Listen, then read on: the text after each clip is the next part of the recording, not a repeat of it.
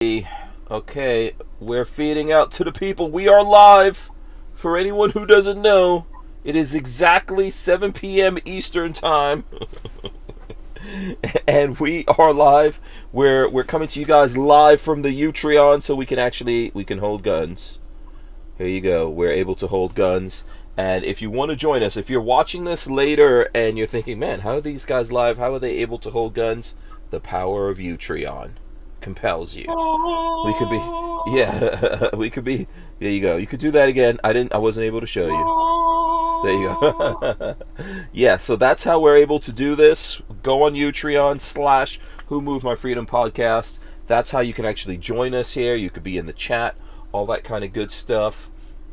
You're completely entirely welcome. If you want to know about these things, the place to actually go to find out about all of this stuff is hankstrange.com. You can go to the website. You can look around there. You can find all the different ways to support us on that.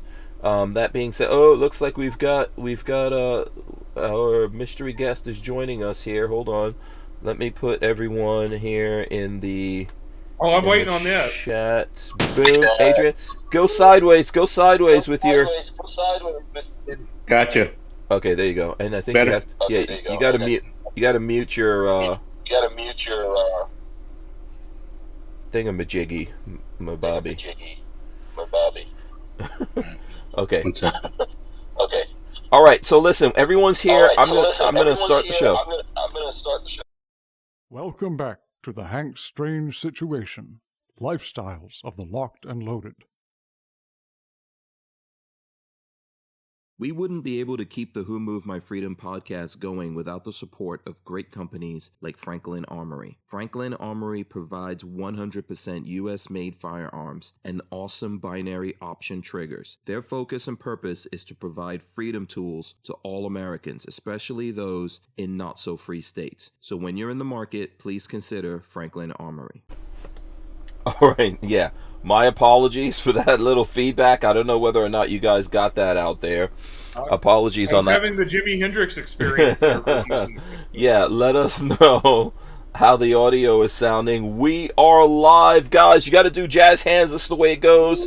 Adrian, I think you've been on the podcast before. You know about the jazz hands. There you go. We are live. I hope you guys have your big girl panties on. Now you're muted, so I'm not sure exactly. If you're doing this all through your phone, you might have to close out the other window, and then unmute whatever you did there. Anyway, so while we're getting that all worked out here, this is episode 887 of the Who Moved My Freedom podcast. My guests are Adrian of Cigars and Guns, and there he is. We're getting all his stuff worked out here as we speak. And then we also have Roy Hill of Brownells joining us as well. Howdy. What's up, Roy? Adrian, can you hear us? Yeah, can you hear me? Yes, boom. There you go. Adrian Perfect. is in the building. Welcome back to the show, gentlemen. How are you guys? It's I'm darn doing good great. to see you, Adrian. It's darn good to see you, dude. I'm digging the beard, brother. I'm digging the Oh, beard. thank you. I'm That's trying to get that Roy Hill vibe. Oh, boy. You got the Roy Hill by a beat, man. I'm having beard envy over here. Yeah. Man, it's it's like the gray ghost over there. Okay, so very cool. Let's see. Shout out to everyone who's out there in the chat right now on Utreon. If you're joining us, smash the arrow up right under the title. That's the thing to do. We appreciate that. And as I said when we were starting this out there, this is on Utreon. Big thanks to Utreon. I don't know if you guys are aware of that, but I'll talk about it first. Do you guys know what Utreon is? Because you're on it right now. No, I've never At a heard very of it. high level. Yeah. Yeah. What was that, Roy? I said only at a very high level. Right. Okay. So basically, Utreon is it's a combination of YouTube and Patreon. So you can actually have people subscribe to you on the channel and support you and all of that. But it's also a lot like a YouTube type of platform or a content platform. And they'll bring your content from YouTube over automatically. You can also go live. So I would encourage you guys to actually sign up your channels here. That's why we're doing this. So That way, Roy, for example, I mean, I know you're probably not in charge of this over at Brownells, but if Brownells gets kicked off the YouTube, or if you guys ever need to go live, if you ever went live from Brownells on YouTube and you had a gun in your hand, they'd probably kick you. That very well could happen, and yeah. And I really like the fact that here on Utreon we can handle guns. Wow. You can hold the guns, yes. Oh my goodness. So, yes, absolutely. So, Adrian, I know you have a YouTube channel as well, right? Oh, okay. Adrian is still working on stuff. I think I was still hearing a little bit of an echo there. How's that? And maybe it's the headphones. Let me take these off. Yeah, or you could turn them down. Maybe they're getting picked up on the microphone. So, yeah, you guys out there can let us know if you're hearing any of that feedback, because I just might be hearing it, but you guys. Yeah, I haven't heard it since the start of the show. Oh, okay. So Roy's good on it. I took them off just in case. Okay, cool. All right. So, and then shout out to everyone. I see Appalachian Gun Runners out there. Cruiseman is out there. Armin and Axes as well. Lola is also in the chat. So yeah. Anyway, Utreon, always a good idea for folks out there to try out, and they are a pro gun. As a matter of fact, they actually went to one of the Iraq veteran events. That's why I'm not sure if Roy got a chance to meet him out there or not. I don't remember his name. I have his card. I know it's huge. It's like this big. And I met him for maybe like 45 seconds. Okay. Because of course, Iraq vet, I'm usually running the booth and helping people shoot guns. Yes. So do you, while we've got you here, Roy, do you want to tell the folks out there who are not aware of who you are, maybe they never heard of Brownells, who you are, I what hope you do? you've heard of Brownells. Yeah. But just in case you have not heard of Brownells, you need immediately to go on your phone or device to www.brownells.com. That's BRONELLS, the word brown with L's on the end of it. Probably going to have a hat around here somewhere that's got it on there. Hey, look at that. So here's Brownells.com, and check us out. We have over 100,000 different firearms and firearms related products. I'm gonna search it right now, Brownells, and it comes up. It comes right up. Boom, there you go. So we've been around since 1939. We're a third generation, family owned company located in Iowa. In fact, it was about 37 degrees here today, and we had snow this morning. Now, not enough to stick, but here in the first week of April, we in fact had snow. So okay. Iowa. Yeah, that's how it is in Iowa. Let's see, we got the site up there, so if you guys want to look through stuff, feel free to look through, check out the website and all that. Lots of awesome goodness on there. I'm sure Roy will probably walk us through a couple of things based on questions that folks have. We'll take questions, we'll answer them. Cruiseman says, "What the hell is a Brownells?" Laugh out loud. So there you go. It's a last name. Yes. And then Adrian, for the folks who haven't, I think the last time you were on is a couple of years ago. It's been a couple of years, yeah. So Adrian with Cigars and Guns. We're just an advocate for anything gun related as well as cigar related. Two very subjects that are always being blocked on social media. So I'm trying to advocate for companies such as Brownells and other cigar related companies as well. Just kind of giving a clap. Yeah. Okay. Cool. I hope everyone heard everything that you said there, because I know that came in a little bit on my end. I don't know. This could be me, so you guys need to help me out here and let me know how it's coming in for you all. Cruiseman says I've met Adrian, so there you go. What's up, brother? Yeah.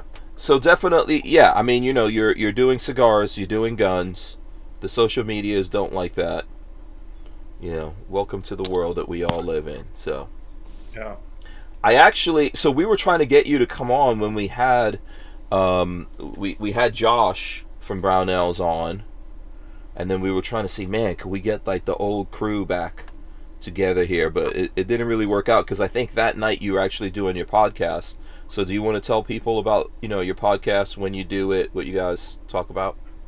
Yeah, definitely. Yeah, does that sound better? Yes, way better. Yep. Awesome. 100 times better. Yeah. Okay, excuse my hand. So we have quite a few podcasts, about 3 a week. We have Tuesday, which is Cigar Talk, and that's 8 p.m. Central. Mm-hmm. And then we have Lead and Leaf Show, which is a podcast that I do with Vulcan Machine Works, and that is on Wednesday, 6 p.m. Central Time. Mm-hmm. And then we have Saturday at the Shop, which is a live podcast from Industrial Cigar Company, which most of you, well, at least Hank and Roy, have been there, and maybe some of the listeners as well in Frisco, Texas. And so that's another podcast that we have on Saturday mornings. Oh, okay. Is that the place that's in Frisco? Is that? Yeah, that's a cigar lounge that y'all came to for Dallas. When we had the NRA show here. Yeah, Dallas NRA. Yeah, that was fun. That was fun. Yep. Yeah, that was a a fun lot show. of fun. Yeah, those guys. I remember rolling up to that in my whip, and Roy was outside, like, keeping people away. They specially set out a spot for me. Right, I remember that. I had to stand out there and guard the parking spot. Hell yeah, I remember that. Yeah, yeah. Lola remembers that too. So that was a fun night. We had a lot of people out there. Awesome. So obviously, I've known you guys for a while. I think Adrian and I met through Roy and through the whole Brownells crew. So, I don't know if we ever did this, like me, you, and Roy ever did a show before. So I think this is the first time for just us three. Yeah. And Vulcan Machine Works, we know him too. He's a buddy too. Oh, okay. Yeah. Yeah. Jeremy's a great guy. Yeah. Yeah, Jeremy's a good dude. Yes. Lola says since then cigars lounges seem to have taken off. Yeah, there's been a big resurgence in America for cigar lounges, right? Yeah, and they did pretty well during COVID. Because a lot of the cigar lounge itself closed, at least the ones that I was going to, but they kind of pivoted and started doing delivery of cigars. So those of us that were stuck at home, we could still get our cigars delivered, and then we'd smoke in the patio or whatever during that time. Right. Yeah. Is it medically proven that cigars help you resist COVID? That's we're not on YouTube now, so I can say whatever I want.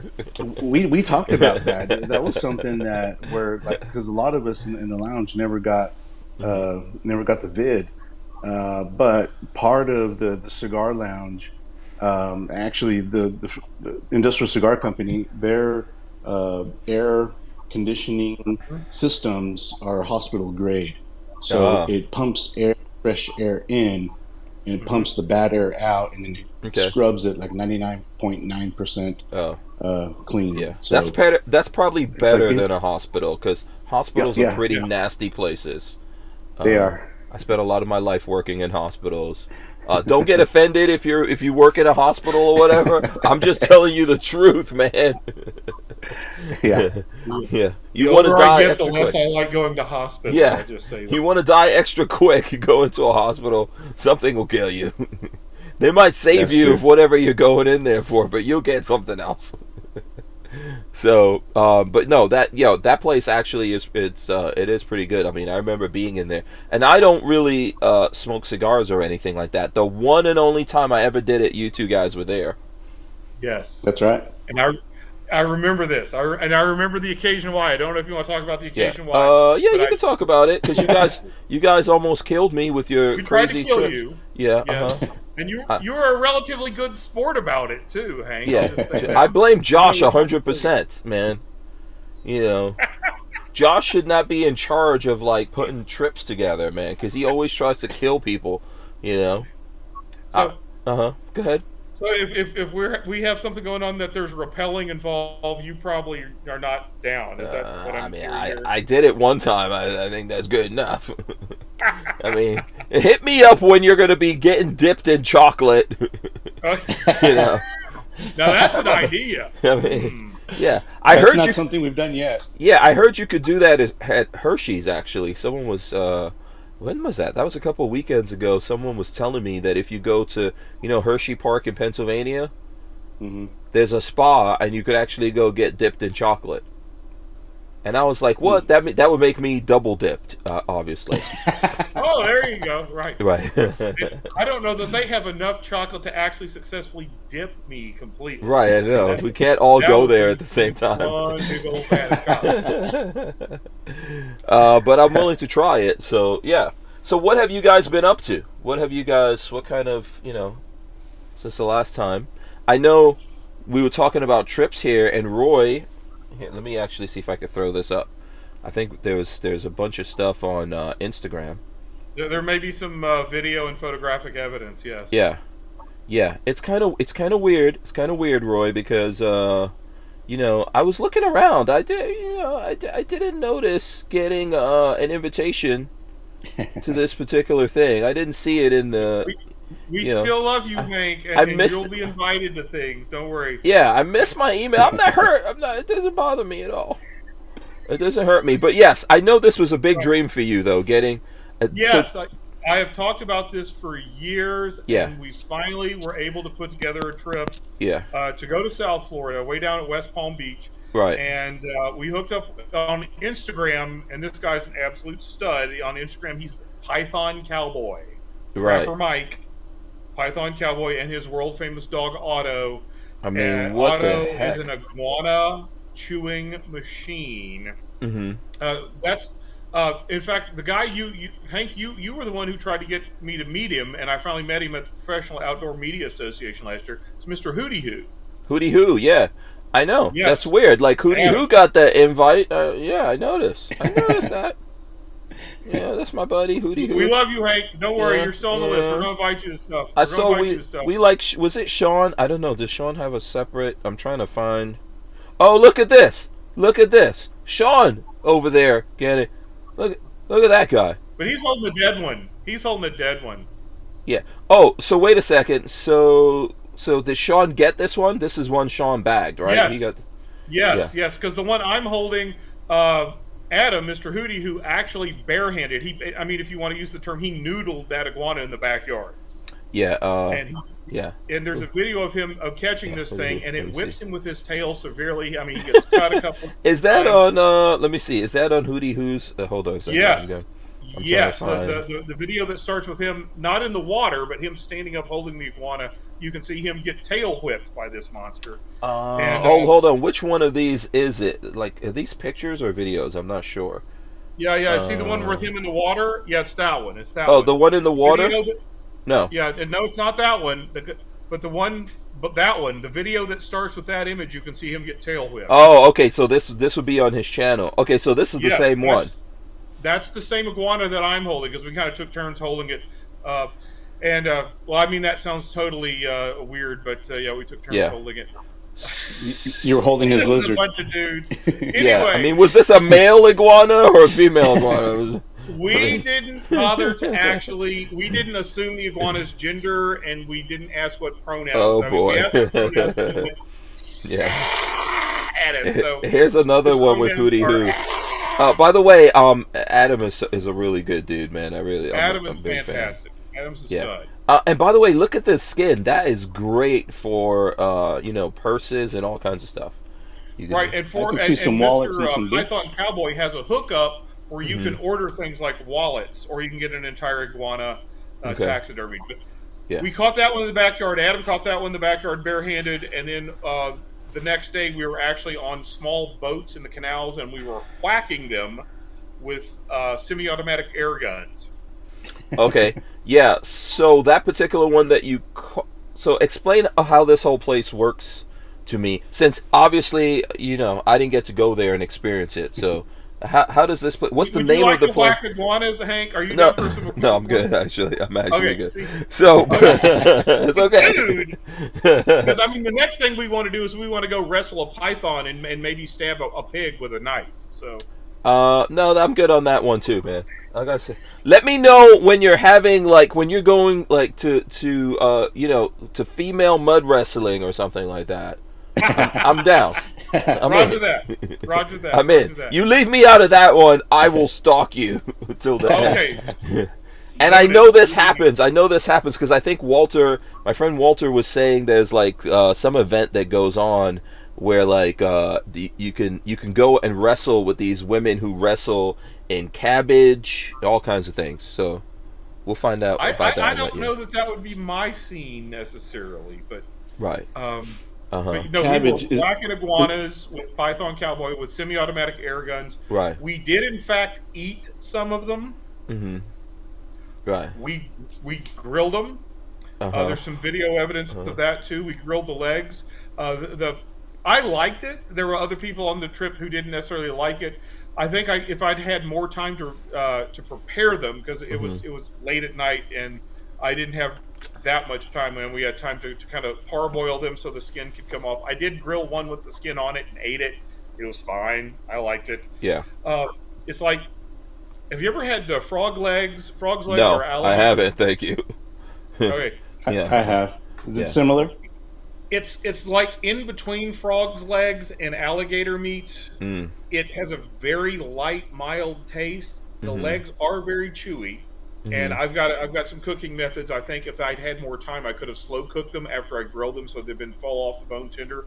But the thing that blew all of us away, and this is also in Sean's video, is you look at an iguana, especially a big one, it has those weird cheek pouch things with like the circular knob. Yeah. And that's just pure meat. And iguana cheeks are the bomb, dude. They are fine grained. They are delicious. I grilled the iguana cheeks we had and cut them in little slices and gave everybody a taste. And everyone was absolutely, completely, totally blown away at how good iguana cheek meat was. So iguana cheeks, dude, I'm down. Huh, interesting. I'll whack them all day long for a pile of iguana cheeks. I would try it. Yeah. So not me. Hank, I understand you wanted in, but it sounded like to me it was okay if we didn't take you on this particular trip. Yeah, it was honestly fine. I just got to give you a hard time about it. Listen, we're going to take a quick break, and we're going to come right back, and Roy's going to explain how this all went down to us. Okay, cool. Walther Arms has been making concealed carry handguns for over 90 years, starting with the PPK. Today, Walther is based in the good old US of A and still builds quality firearms like the PPQ and PDP for personal defense and competition. So when you're in the market, please consider Walther Arms. We wouldn't be able to keep the Who Moved My Freedom podcast going without the support of great companies like Walther Arms. Yeah, so I'm just trying to figure this out here. What exactly was the name of this place? How'd you guys find it? You know, you said I was trying to connect you to these people. What was it called? Mr. Hootie Hoo. Oh, Hootie Hoo. Yes. Yeah. So Hootie Hoo knew where this place was? No, we knew where the place was, especially Cody. I think you've met Cody Hinton. Yeah. And he's on Instagram under the handle Python Cowboy. Python Cowboy. Okay. And his whole gig is he runs charters where his clients get to go out and whack invasive species in Florida. Yeah, it looks like he was on an episode of Vice. Yes. Okay. I mean, he captures enormous pythons out of the Everglades. If you come across a wild hog, you get to shoot it or stab it. On the two boats, we had our little. Yep. There he is. There he is. Oh, were you guys on airboats or just regular boats? Just regular boats. Because we were in the canals, which are maybe, 25, 30 feet wide. Not very wide. Pap, there you go. There's the coup de grace to the iguana, and the cooler it goes. Yep. Okay. All right. Yeah. Yeah. That probably looks like a lot more fun. Well, how was it? Was it fun? Did you? It was glorious. If you're into that kind of thing, it was absolutely glorious. It was nonstop action. It didn't matter that one boat went down the canal first and the other boat came behind because there's so many iguanas. It's impossible to run out of iguanas. That's part of the problem because they carry salmonella. They also the reason Florida wants them all gone is because they dig their burrows into the seawalls and into the walls of the canals, which causes them to collapse. And they also, it's like counting the tail. It's like a 6 or 7 foot lizard when it's fully grown and 10 or 15 years old. And you can imagine the size of the iguana poop they leave behind and they climb on houses. They're everywhere. It was mind blowing. They were absolutely everywhere. And between the two boats, we killed about 60 iguanas total. Wow. And that's more invasive than a lot of other creatures at that point. Oh yeah. Oh yeah. And then also on the menu, because they're invasive, my boat got a Muscovy duck, which is the duck with the white head and kind of the red circles around the eye and the black body feathers, and also Egyptian geese. And Egyptian geese, if you look them up on the internet, they're absolutely beautiful creatures, but they don't belong in Florida. And whenever the first day we were fishing, we saw Egyptian geese everywhere. And of course, the second day when Egyptian geese were actually on the menu, apparently they got the word out and there was not a single Egyptian goose to be found. I was going to say, somebody needs to build a wall for all these creatures coming into Florida, but it's obviously a problem. We could laugh about it, but it's a thing. Yeah, but I mean, there's iguanas on top of people's houses. They're in their trees. They're everywhere. Yeah, we used to live in West Palm Beach. Sorry, go ahead, Adrian. So, Roy, you mentioned that they have salmonella. Does that transfer to humans? Good question. Yeah, but you just wash your hands, and make sure you wash them before you eat them. Okay. I mean, any reptile, you can get salmonella poisoning from any reptile. Okay. I was going to say this. So Lola and I used to live in West Palm Beach. And, man, those things are vicious. Like, we used to see those things there. And you come up on them, they are vicious little bastards. You know? Yeah, you can't see that from any of these videos, but those things are not, they don't play nice with other creatures, really, and they don't like human beings either. Well, if the one Mr. Hootie who had captured, what Adam had captured, been a little bit bigger, it would have taken his arm with it. So, yeah. So I've, let's see here, Flying Rich says, and he lives in that area in Palm Beach, Jupiter. He says, no iguanas in my hood. There you go. But I remember coming across, I lived like in the, what was that area called? I lived in, was it Lake Worth? So I was in West Palm Beach. He's a little bit on the outside of that in Palm Beach, Jupiter area. But definitely we came across those there. And Christian Gress says, South Florida is like the jungle. That's right. Yeah. And I'm looking all up of the Florida. address. I'm looking up the address, Hank, to tell you. I'm not going to read out just necessarily the house address, but I will tell you where we were. All of Florida is like, I think if you look at the, I don't know, let me see. I've got to look at I've got to see if I can find this on a map. But I feel like I used to live in West Africa, and I feel that the topography and all of that kind of stuff here in Florida is a lot like Africa. Right. That's what I feel. Yeah, and it's darn near. I mean, it's in the upper section of a tropical zone. But we were actually the house we stayed in was actually in Wellington. Oh, Wellington, yeah. That was my. That's not far from Lake Worth and all that kind of stuff. Yeah. Yep. I know where that is.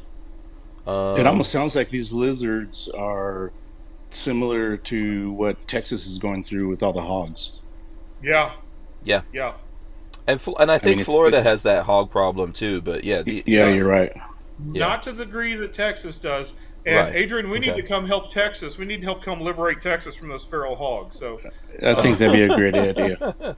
Yes. Oh yeah. Oh yeah, I'm down. Yeah. Let me see here. I'm trying to see if I could find, let's see. So if you look at a map here, so I'm just looking at, this is Google Maps right here. Yep. But you can easily see that all of this, if you see Africa here, you could just easily float it. When we had you could see right here from the shape, right? See right here around Morocco, Western Sahara and all that? That is literally the same shape right there. So, I mean, easily, when it was all one supercontinent or whatever, so, a lot of... latitude, yep. Yeah. Florida, to me, is like living in Africa, but you're in America. So, and Florida has its own states inside of it, because the Keys is totally different from, I live in northern Florida now, so... Right, and Panama City is not like West Palm Beach, right? Yeah. It's not like Tampa, right? No, it's all different, completely different. I mean, so the Keys are really the Caribbean, man.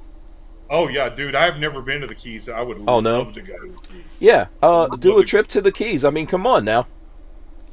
Let's go to the Keys so and find some if we spas go on to the Keys, lay on the beach. And go rum drinking and cigar smoking. Even I'm though you down. only had one, are you down for that, Hank? I'm down. Let's do it. Yes, All right. I'm 100% down with that. You know. All right. What you should do is this is an idea. How about rent a couple of Class B vans? You know what I'm saying?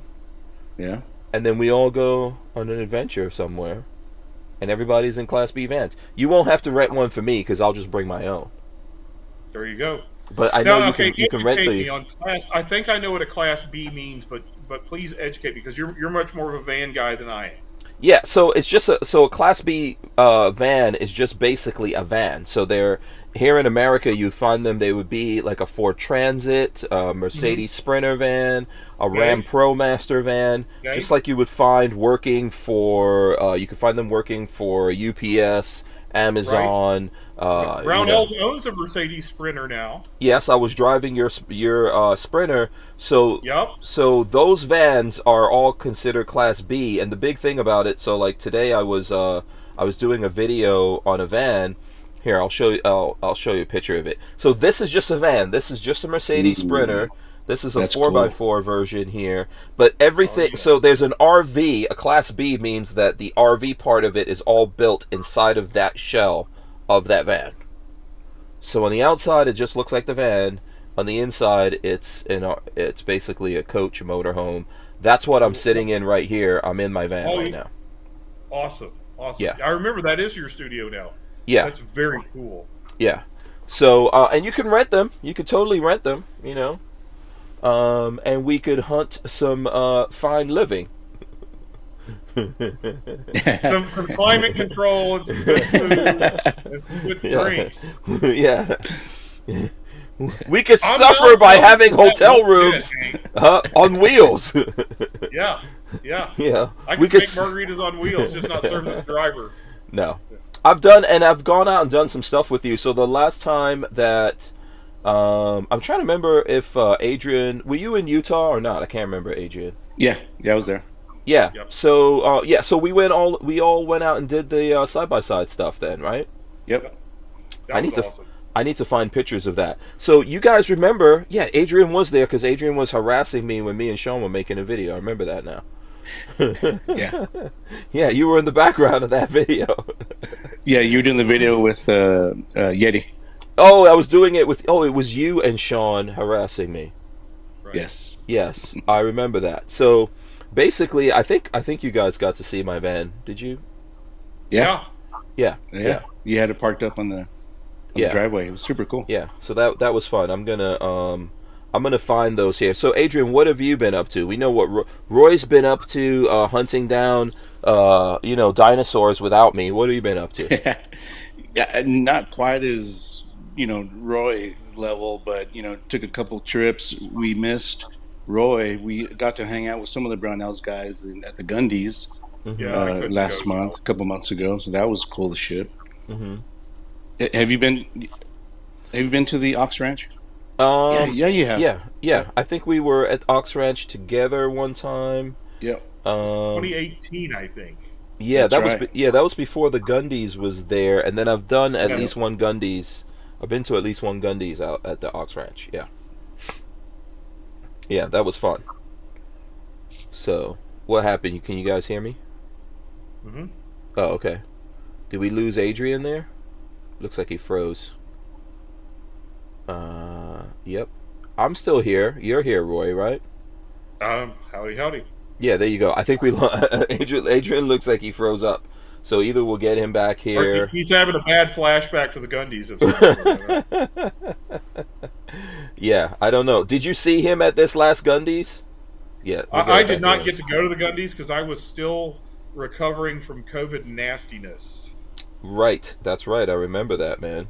I was still too sickly to go to the Gundies, even though I'd had COVID before SHOT Show and didn't get to go. So I struck out on SHOT Show and Gundies both, man. I didn't get to go to either one. Yeah. How did you, do you know what happened there? Because I know you got hit pretty bad with COVID. And we couldn't talk about it at the time, so I'm guessing, right. I'm hoping it's okay now. Mm-hmm. Yeah, it's okay now. What happened? Okay, Hank, have you had COVID yet? Not to my own knowledge. Right. I'm pretty sure I have. That happened to me Lots of before people the whole thing, but not since the whole lose thing. their sense of smell and their sense of taste Mm-hmm. because the virus attacks the nerves that do your smell and taste. Well, in my case, the virus also attacked the nerves that lead to my voice box. Mm-hmm. And so for a month after I had COVID, I had this racking, hacking cough that I thought was going to kill me because I thought I still had long haul COVID. Mm-hmm. And what it was I had nerve injury, and every time I coughed, swallowed, laughter killed me. I would go into this violent hacking cough spasm, and it took the docs a month to figure it out. It wasn't my lungs, it was my nerves.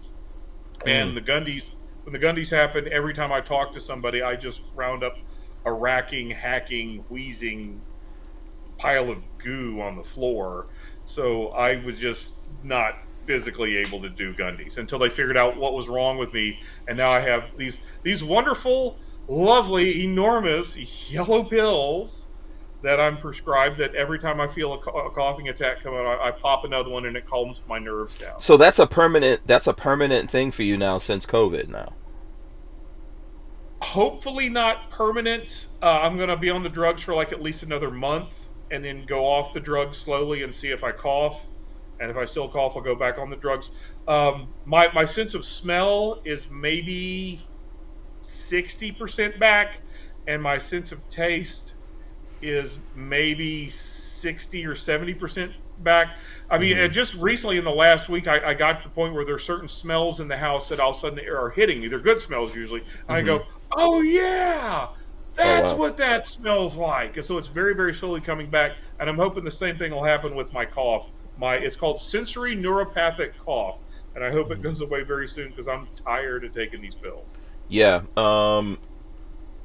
Brian Quick says it's kind of like C19 was made in a lab or something. Who'da thunk it? Well, I was talking to somebody else I know in the industry, and she was telling me that she has COVID-induced arthritis now. That was one of the gifts she got that kept her giving. So, Adrian, I'll shut up and let you talk since you froze. Yeah. What happened? Yeah, I'm sorry about that. No, that's cool. What were you telling us? Let's jump back into that. Oh, just I haven't. My level of taking trips is not quite up to Roy's level, but I mean, the Gundies was the last trip that we took, and I got to hang out with the folks in the industry. I was at SHOT Show, and to see a lot of the fine people out there as well. But that's pretty much it. Just been how was SHOT Show for you? Podcast. This handsome world traveler wasn't at SHOT Show. That's what he was just saying. This man, international man of mystery, right here, Roy Hill. I know. All these, events happening, and Roy's not there. It's way different. I mean, it was weird. How was SHOT Show for you, though, man? How was it? So for me, it was a little bit different because I've always done the latter part, and so I always missed industry range day. So I made it a point to go to industry range day, which was cool. SHOT Show in itself, just because we missed it last year, was super empty, and I'm sure y'all got the same feedback as far as the people who did go. There was a lot of empty spaces where companies should have been. Example like Colt, they were not there, but they set up couches and chairs and tables in their spot, and you saw a lot of people just kind of hanging out, chilling on the couches. Yeah, we didn't go either. Lola and I, we were doing the RV Super Show in Tampa. That's right. At the time, but we did have. I know that Walter from Safety Harbor was there, and then Flying Rich was over there, and they were doing remote stuff for us. Did you run it? Did you see Walter out there at all, or? I didn't. No. Okay. Okay. Yeah.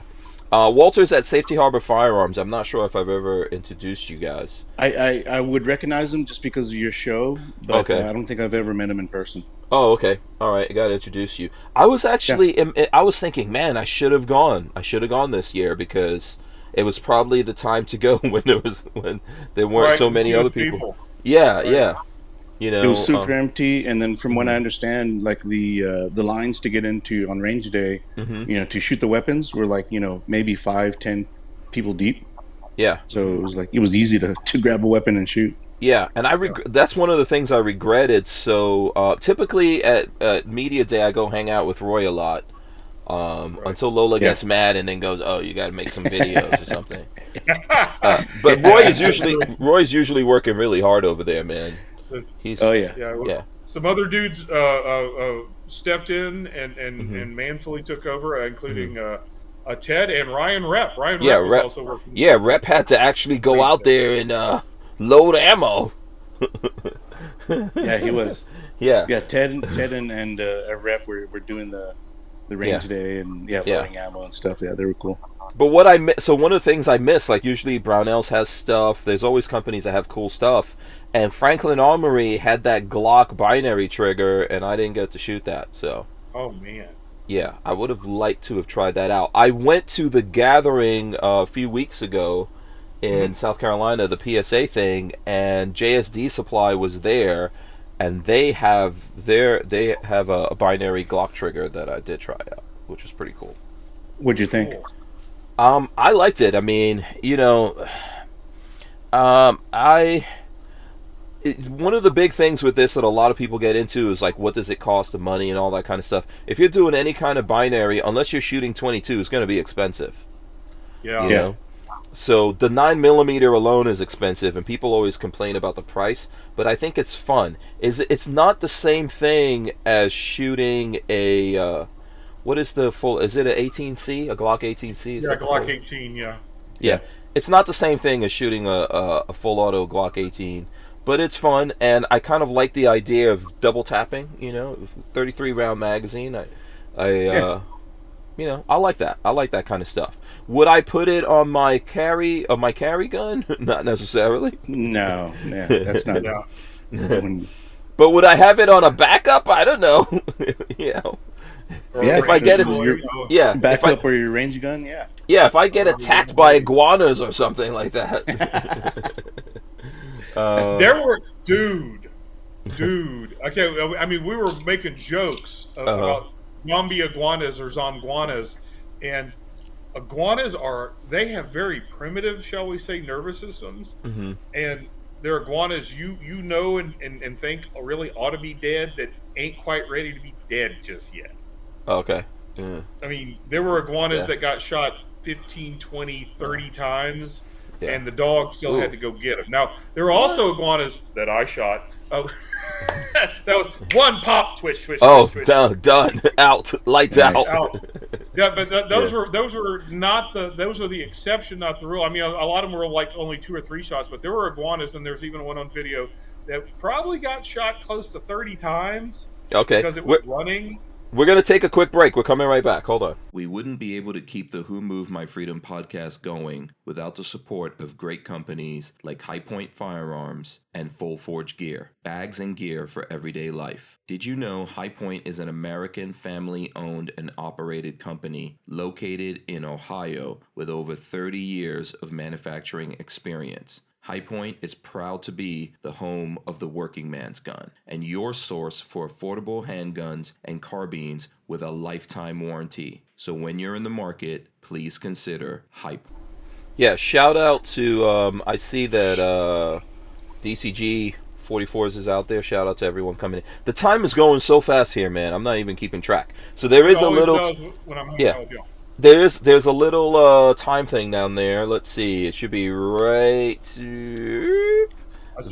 43 minutes. 38. Yeah, before the next break. So, just in case. Man, iguanas. Oh, yeah. I could see those are literally dinosaurs, man. Yeah, pretty much. Dinosaur remnants left over on the planet. Like I said, you get the midget mud wrestling going. Boom. Hanks down. I'm all in. Now, we did have you out last fall for your first hunt with pheasants. I have some pictures of that. It's funny. There's no pictures with you in it while I'm hunting the pheasants because sometimes I have to multitask. Lola told me I'm not allowed to talk about this anymore. Are you not a hunter? No. I went hunting. I had a great time. Roy invited me out to go hunting. Me and Lola to go hunting for the first time. I was there for the first day. Yeah, it was really cool. We had a lot of cool folks out there with us. It was fun. But Roy was there for the first day and then got on a plane a private jet or something to fly out to Las Vegas to see Bullet Valentina. Oh. Yeah, and didn't invite anybody else to go with him. Yeah. I'm not in charge of those tickets, man. I'm not in charge of those tickets. That's above my pay. Whenever the world champ says, Roy, you come to fight, I go to fight. So. Oh, no, listen, I'm not mad at you. I'm just awesome. mad that, yeah. Team Bullet, baby. Forever. Team Bullet. I'm just mad I didn't get to go, but Lolo was like, man, can you just get over it? Now you gotta give me hell about that. I understand. I can take it. Yeah, I'm sure she's out there. I know that's the Hank way of saying I love you, Roy. I know that. Right. Yes. Yeah, I'm looking it up right now. So I actually just found some pictures of us at look, check it out. This was the Utah thing, which I think was a lot longer ago. Look at that dude. Adrian, look, you think look at this old dude right here, man. That's a Brillo pad. I'll never be able to catch up that. No. So Get to that level. Yeah, that's Josh right there for anyone who doesn't. I'm gonna try to go through and see. I can find the pictures of when we went hunting, but do you guys remember the side by sides? Here we go, side by sides. Oh yes. Yeah, that was fun. This was a lot of fun. We had a lot of fun in those things. Or the dirt bike guy we had to quote unquote rescue that we all thought was an ambush, but was really a guy with a broken collarbone. Oh. Yeah. Yeah, that was weird. So I don't know if these guys want. So I could tell you guys, we took these. How many of those side by sides did we have? A bunch. We had like 6, 8. Yeah, at least 6. It was a bunch. Yeah, we got a bunch of those side by sides, and we rode up into the mountains. It was awesome. A man called Yeti and YOLO were up front of mine. So Yeti is wild. And I think YOLO was driving. I think we all took turns driving. Because I was in the back with Rachel B.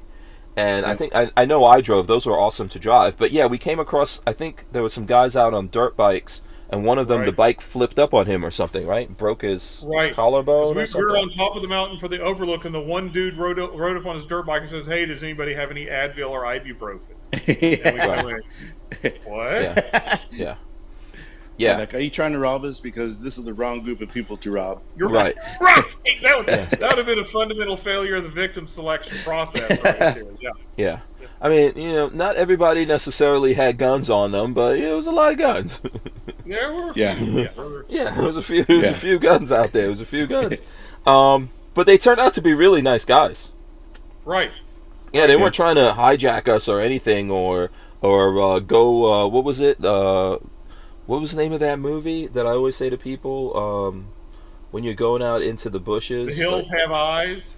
Oh, what is the movie with oh man, Deliverance. Yeah, Deliverance.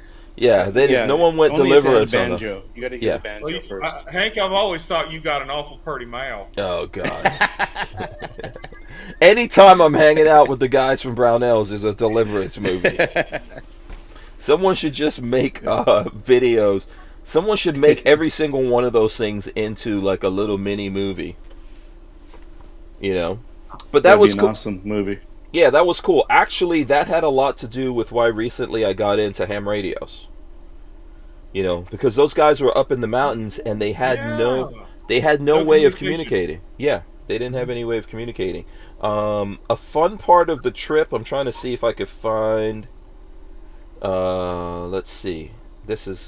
Here. Check this out. This was one of the fun parts of the trip.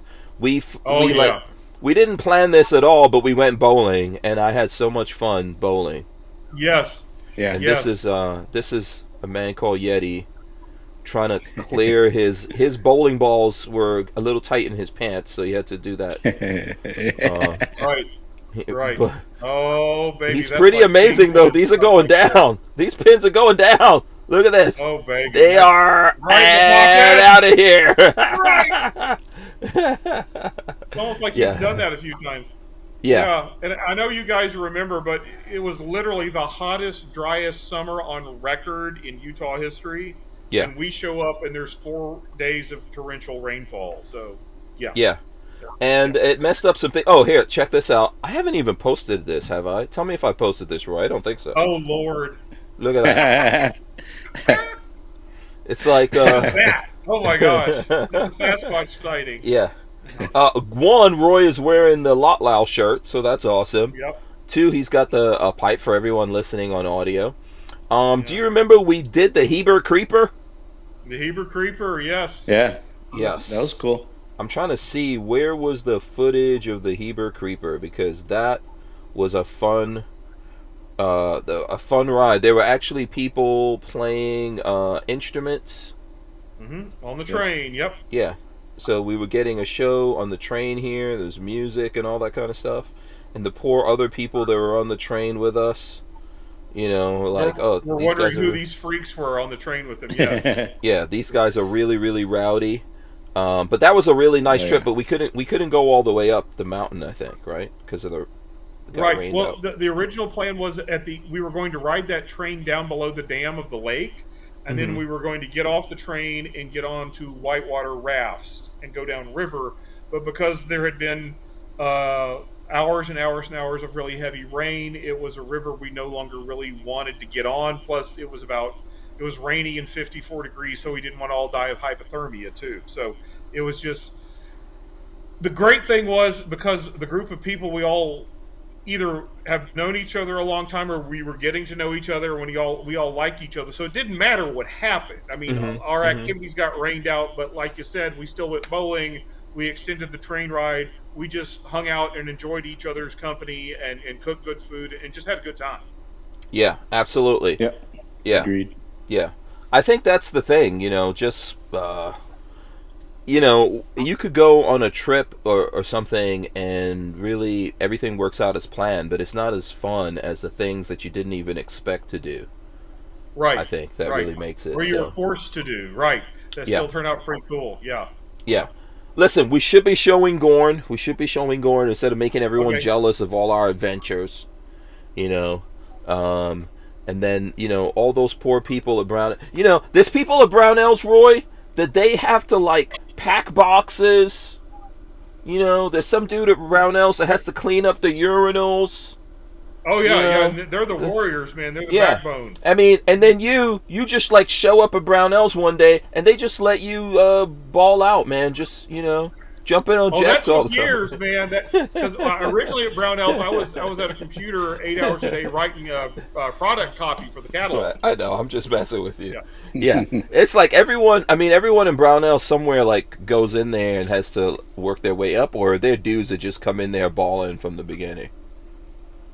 The guys on our team that you know, we've all been there a while and done other things. Yeah, because I know that Josh was working there in the warehouse and all that kind of stuff for a long time. I remember him saying that. And Cody started in the warehouse too.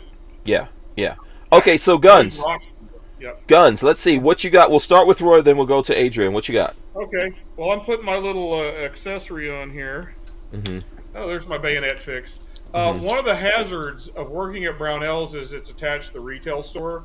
And every once in a while, stuff comes in the retail store, and then I see it, and then it has to come out of the retail store and go with me. But I've wanted a Spanish FR8, which is FR stands for Reformed Rifle or Remade Rifle. It's Fusil Reformado in Espanol, and it was originally started life as 7mm bolt-action rifles. And in the 1950s, the Spanish military was switching over to the Setme in 308. So they wanted some bolt-action 308s that had some similarities with Setme. In fact, this takes a Setme bayonet that came with it. It's got a 22mm flash hider that'll work with standard NATO grenade launchers. And it's got kind of the same sight system as a Setme. But it is a bolt-action, internal box magazine, and mine was converted in 1952. It was a La Coruña Mauser, originally a 7mm, but they converted a bunch of them in 308, called the RF8, and this one came in the retail store, and I've been looking for one of these for literally almost 30 years. Wow, when did that come? I mean, that's weird. I've never seen a bolt action that can also launch grenades. Oh, yeah. Right. This one, mine was converted in 1952. It says right here on the crest, 1952. So that's super cool. Another cool thing, besides the bayonet, this little thing here, this is a hollow tube. It's completely empty, but it's a hollow tube that had the original cleaning kit. So you can put M&Ms or extra batteries or Q-tips or whatever you need in there. That's a hollow storage tube. Oh, okay. You don't have that cleaning kit though, right? No, I looked the first thing when I got the rifle in the store. It's just empty tube. It did not have the original cleaning kit in there. Okay, if someone knows about those cleaning kits, let me or Roy know. I'm sure he would love to add that.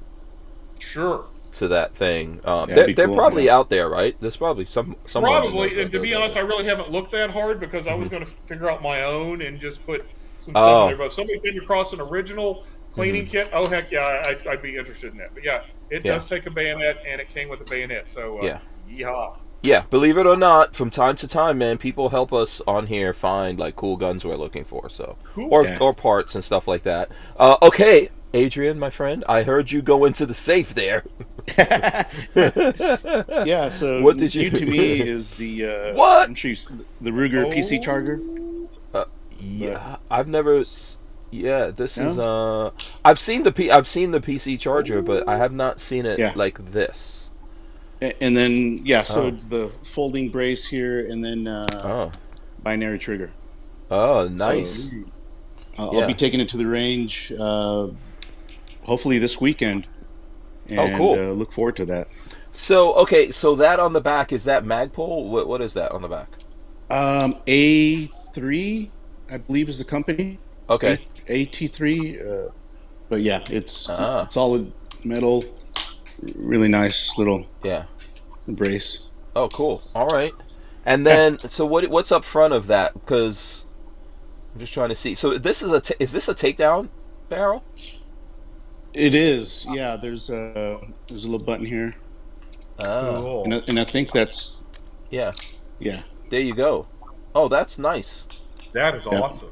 Yeah, and then you could still put a can on that, because it looks like it's threaded. Yeah, it's threaded. Yeah. Yeah. Oh, that's cool. Yeah. Oh, that's very nice. Cool. Yeah. Do you know, is that the Franklin Armory binary trigger on there? It is. Oh, cool. Yeah. Yes. Franklin. Yeah. I did shoot that. I have a YouTube short up where I was shooting that, but I shot one with a longer barrel than that. That looks really nice. Okay. Yeah. That's looking interesting right there, man. I'm digging those. Yeah. Okay. Very, very cool. Roy, do you have another one you're going to? Oh yeah, I've got Gorn. Okay, I don't think I've shown this one before. Okay. But that's empty. Yeah. That's a Smith & Wesson 500. Performance Holy Center moly. 500 Magnum. Yeah. Right? And I just we have made some content with this one. This has been at certain range events here at Brownells. This is not my personal gun. This is a Brownells gun. This is for Alaska. This is what? For Alaska, right. Yes. Right. Yeah. It's got the shorty barrel. And this is a beast. I just wanted to show you a couple things. I have a 44 Magnum cartridge here. Mm-hmm. And I can drop it down the barrel. Right? Now the rim catches it. Okay. Or I have a 45 ACP without a rim. There's a 45 ACP. Whoop. That went further. Yeah, that went all the way in. All the way down. So I'll shake it out. Yep. Mm-hmm. So 45 ACP, it'll just, and I drop it nose first, so there's no chance of firing pan. It's the primer on the back. So I'm cutting nose first, right down the muzzle, and it just eats it. Wow. Yeah, that is badass. By the way, neither one of you guys have sparked up any cigars yet. Well, I'm guessing we're getting to that at some point here. Well, I'm in the basement of my house, and you're not smoking outside. Yeah, you get in trouble. You get in trouble. And I don't know if Adrian's gonna do that either. Not tonight. I usually would be in my backyard. But like, the wind is like 45 miles an hour right now. It's crazy. So anyone's wondering, we're not necessarily going to see that, but you can check out Cigars and Guns. There'll be tons of that going on. Armament and Axis. Yeah, Armament and Axis says, seriously, never seen bolt action that could launch grenades. I think you need a grenade launcher for that thing also. I think I need a grenade launcher and a bunch of grenades, Yeah, I think so. I'd be able to go down to a big box store and just buy that. Yeah. I think this should be a future project. Oh heck yeah. We could make that happen. Do you want to go for another one, Adrian? Okay, here we go. Ooh. I know this. Adrian is gonna drop some sugar sweetness on us right now. Dang. What the hell, Adrian? What is that color, first of all? For anyone who's looking, you know, I don't even know. This is just an AR, right? This is just an AR. Yeah, so it's an SBR. F1 pistol, 9mm. Oh my god! I was going to guess that was an F1. Yes. Oh, yeah, you can tell by I see it, 9mm. Yeah. Wow. Okay. The skeletonized and the paracord and stuff. But what color is that, man? That's like a candy orange kind of paint. Yeah, so it's just anodized orange, and I mean, just on video it doesn't give it justice, but just up close, I mean, it's just super clean, super just bright, and just really nice. Yeah, that's gorgeous. Yeah, that looks like a heck of a lot of fun too. No, that's cool. Yeah. So 9mm, and then you've got a ridiculous muzzle device on there. What is that thing? Yeah, I forgot. I think they call it Dragon Slay R. Mm-hmm. And I think it's F1's proprietary muzzle brake, but a lot of the stuff that they put on here on the F1s is pretty much proprietary. Yeah, except for that Hypertech or Hypertouch trigger. Is that what that is? Okay. Yeah. Yeah. Oh, that's sweet. That's really nice. Thank you. Yeah. Hey, do you have some Gorn? We only have 2 minutes before the next break. Yes, right. Oh, now you're checking out. Okay. So you know what? I'm gonna go for this right here. So this is actually. Here, I'll show you this right here. I don't know if you've ever seen this, Roy or Adrian. This is actually my 300 blackout. Oh, so dude. this is a polymer upper and lower right here that this is built on. It's actually the Kaiser US polymer upper and lower, and then I have a bunch of parts from GunTech. I have a retractable stock that comes from Safety Harbor Firearms right there on it. Oh, that's cool. And this is 300 blackout. So the upper is actually the Leonidas from Liberty Suppressors. So it's an integrally suppressed integrally suppressed 300 blackout, and I keep this right next to my bed. So if something goes bang in the night, this is the gun I'm going for. I've got a bunch of 300 black magazines to go with it. I've got my sling. I've got a light and everything on it. All the stuff I need when things go bang in the night. Plus, I don't have to put on Air Pro. There you go. So, yeah. That's awesome, man. Yeah. That's fantastic. Yeah. I really enjoy this. 300 blackout is meant to be suppressed. And this is, believe it or not, it's light, man. Just because, polymer. I think yeah, and the suppressor is like titanium and all that kind of stuff. Oh my goodness. How much here. does that thing weigh? You know what? I need to weigh it again. I do have a video out there with this where we weighed it. Probably the heaviest one component on this would be the stock. And I need to maybe convince Safety Harbor Firearms to go for a lightweight retractable stock like that. But you could use that to crack, iguanas, zombie iguanas, whatever you need to. Dude, that would be an iguana whacking machine. Yeah, you run out of bullets, you could totally crack them on top of the head. We're gonna come right back here in a second. With Arms List, you can shop the extensive list of local and nationwide firearms classified, now with more confidence because of their built-in firewall. For only $6.99 a month for personal use, or $30 a month for business vendors, so when you're in the market, please consider Arms List. We wouldn't be able to keep the Who Moved My Freedom podcast going without the support of great companies like Arms List. Just like burning through time here. Yeah, really quick, which is fun and awesome, and also terrible at the same time because I like hanging out with you guys. Let me throw up a picture here. Look, this is the one day that Roy was there to hang out with us when we did that. Well, that one day was worth it. I mean, look at that. That's sexy as hell, dude. So that's that one day. One day, Roy got like the official picture and then got on a plane and left me. But it's okay. It's all right. Let me see. I have to come to your house and make it up to y'all, Hank. I have to come to your house. You're invited. Both of you guys are invited to come out here, and we'll do some things. But when I did go hunting, we had Kevin Dixie there with me. That's Jared from Guns and Gadgets right there, and there's Jonathan from Tactical Toolbox. Well, we had the lovely discussions with Jonathan about navel to hip ratios. And oh my God, yeah. I need to get. I don't know. Do you? Why? Have you had this conversation, Adrian? No. I'm just okay. No. Oh, I don't I know. don't Yeah, I don't know if we want to get into it, but he's got like a conspiracy theory about who are real women and who are not real women in movies. And I don't know if he's made this 100% public, but it is very interesting. I'll have to text him and ask him. Yeah. Oh, be prepared. You better have time. Yeah. Jonathan will totally break it down for you, man. But you might not look at any. You might not look at any movie ever again the same. Startling detail. Yeah. Startling detail. It's scary. He messed up Kevin Dixie, man. Kevin Dixie was like. And that's hard to do, is mess up Kevin Dixie. Yeah. Kevin was that's messed hard up. to do. Yeah, Kevin was messed up at the end of that. So let me see. Okay, so Armin and Axis says, Hank, did you check your text? I'm self-medicating for that, and 300 Blackout is my new pet round. So he actually, so, and be prepared for this, because this is going to look painful here for a second.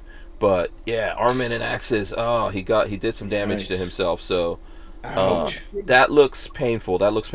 I am sorry to hear that, man. And what does he say here? He says, cut off wheel to the knuckle. Pretty sure it hit bone. Super glue and a splint. Yikes. Yeah. A cut-off wheel? Jeez. I think you got off lucky, but yeah, I mean, the finger's still attached. She got off lucky. Yeah. But still, that's got to be painful. And then Cruiseman said he sent me something also. I don't know. Okay.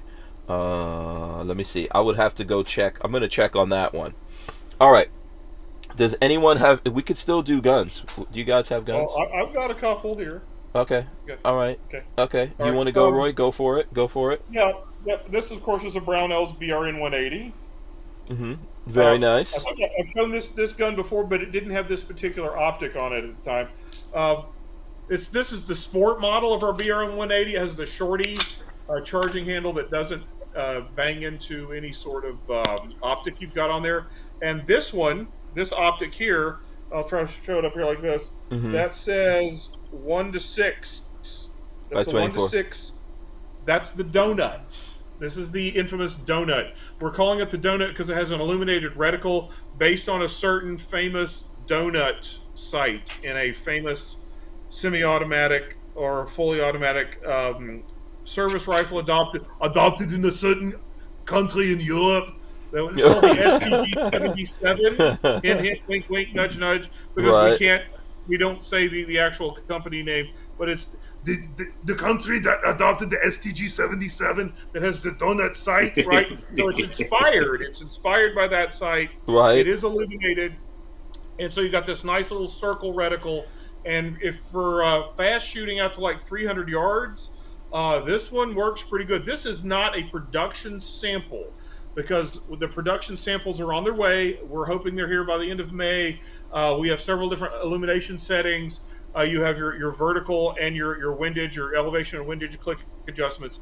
But really cool scope. We're literally calling it the donut. It is listed for pre-sale on Brownells.com. And again, we're hoping to have those in by the end of May. And I think you'll find the price for a 1:6 with an illuminated reticle to be very competitive. Okay. And it's coming. That's May. May. Yeah. We announced those officially at SHOT Show. Mm-hmm. And they're going to be here hopefully in summer. Hopefully by the end of May. Okay. I'm pretty sure I shot that at SHOT Show. Right, okay. you probably shot this very gun at SHOT Show, and this gun also made it to the Gundies. I was supposed to go with this gun, but I've never shot this gun with this optic on it yet. I haven't had a chance. It was nice. It was really nice. The Range Warrior at SHOT Show and at Gundies. So, you said it was nice. What was the reticle like, Adrian? Shooting? Yeah, how was that donut? And were there sprinkles on it? I shot it and asked Ryan. I was like, "Why do they call it a donut?" And then obviously he showed me, but yeah, it was really cool. I loved it. Sweet. Okay, that you got to bring that one with you, Roy. Yes. When we see you. Well, I've got to get this. I mean, it's whenever if it's no longer winter here in Iowa, I've got to get this thing to the range and I got to shoot it. Yeah. So, Armament and Access says yes, painful, but not the first time. I have scars and scars, so that's from him. And then Cruise Man, I'm assuming it's Cruise Man sent this. So before you show your thing there, Adrian, check that out. Cigars and Guns sticker right there. Boom, boom. There you go, baby. Yeah, nice. And trust me, Adrian's got some nice guns, man, and nice cigars. You know, I mean, yes, yeah, you know, he don't go stingy on the guns or the cigars. No, so man, thanks for showing the love, man. Appreciate it. So what do you got, Adrian? Another F1. Oh my goodness. Oh, okay. So this one's got the Romeo and Juliet magnifier. Well, it's actually not the Juliet; it's the Holosun, but the Sig magnifier. Mm-hmm. Kind of bends over when you don't need it. Okay. Extended. Yeah. Mag here, everything's skeletonized. Yeah, what is in that paint? This is another for people listening on audio, man. You're missing out.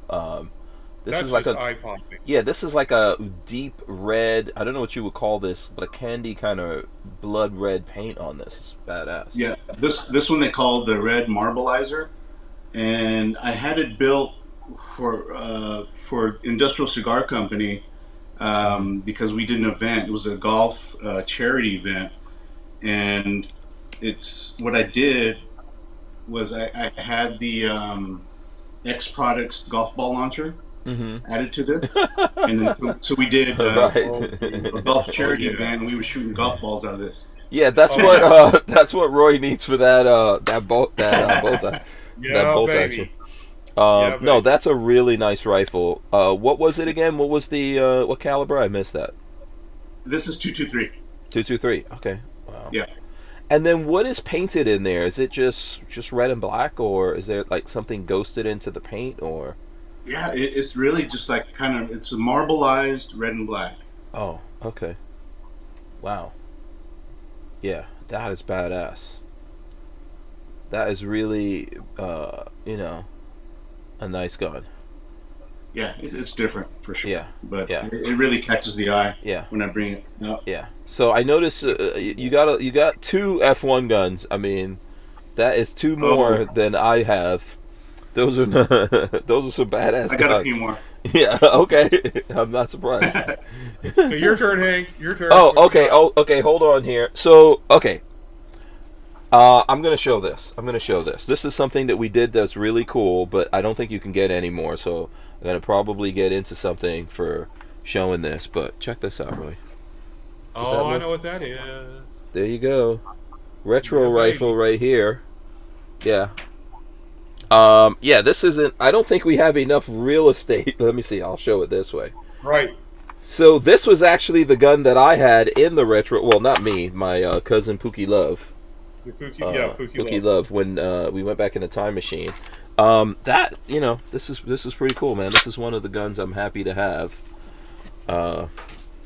And then you guys. So right now, are there any of these? I think these are discontinued, right?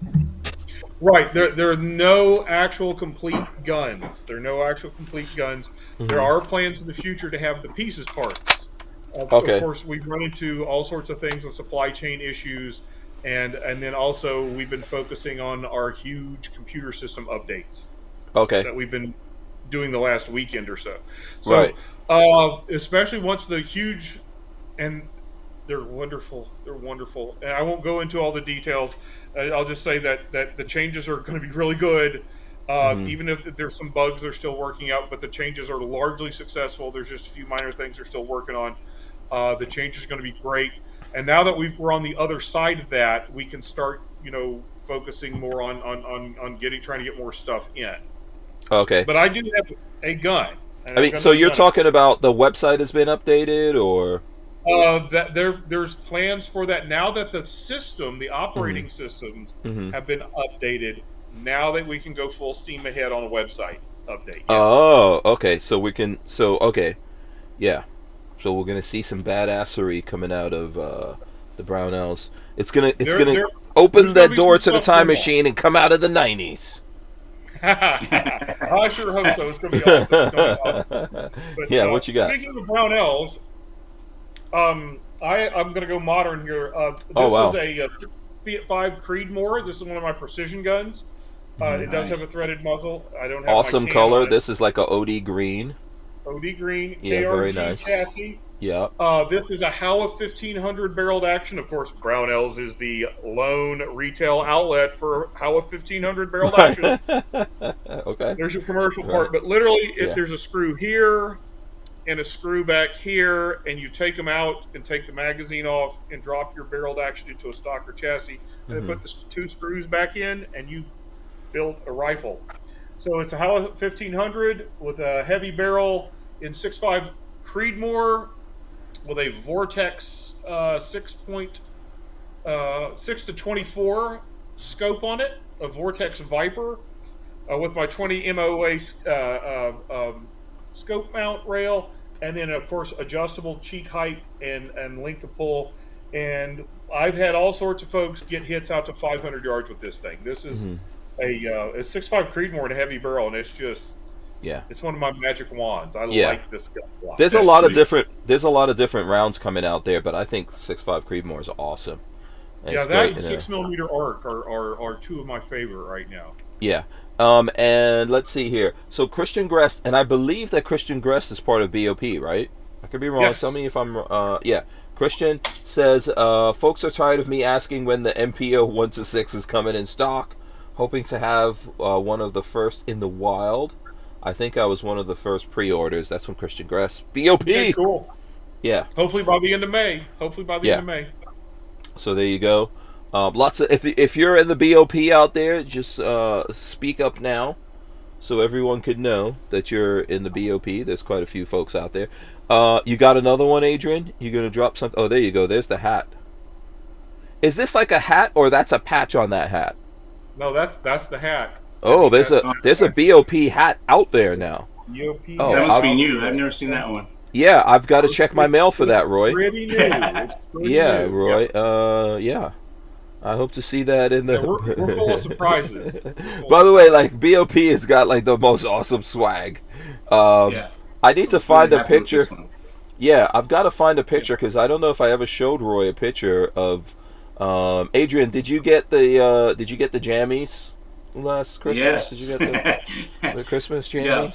For the for the 3 or 4 days that we had below 0 temperatures. Oh, let me. For the 72 hours of winter you had, yes. Exactly. Yeah, that's funny. That is funny. Well, Texas had some bad winter the year before, so. Yeah, there was actual snow. That was a fluke. We had a week's worth of snow and just ice, and it was really weird. And the whole city, actually most of the state kind of freaked out, but otherwise, just one of those weird things. Yeah, there were people who lost power and all that kind of stuff. So, yeah, they did. But those jammies are awesome, by the way. I have to say that Lola and I are actually going to keep those in the van because when we go someplace that it's cold, dude, you could get into those naked and you will be fine. Yeah. Those things are warm. Yep, they're nice. I don't have any of those. No? Oh, wait. No. There's not one big enough for you? Is that what's the? I tried them on up to 3X. Oh, we didn't have any 4X or 5X. Oh, yeah. I'm pretty sure I got it. So, by the way, I don't know if you ever saw this. This is Walter with his. Oh my lord! Oh, that's fantastic. That was episode 848. So there you go. Oh, dude, I don't know if you ever saw that. That's showstopper stuff. That's beautiful. Yeah, we rock the BOP swag around here. So I'm gonna go through here probably while Adrian is showing. I think were you gonna show us another gun, Adrian?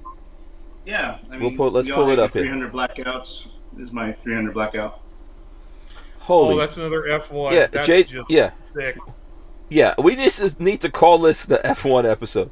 I mean, right. And you've got a flaming pig on there. I see that. Holy, yeah. Yeah, that's the Noveski. The Loudner, yes. Yeah, you've got more F1 rifles than Demo Ranch, I think. Dude. I doubt that, but Yeah, no, I'm pretty sure you're kicking Nemaranch's butt when it comes to these. So yeah, tell us about this. Tell us about that. What is the 300 blackout? You said, right?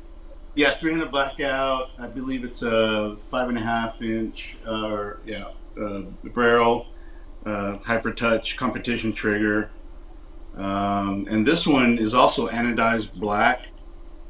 But yeah, just super shiny.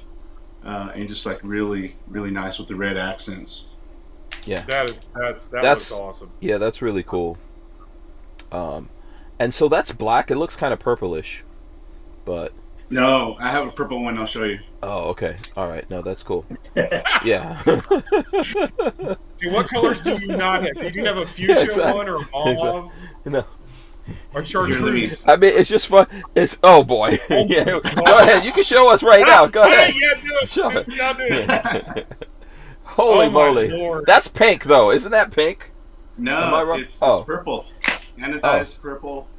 Wow. This one's 9mm.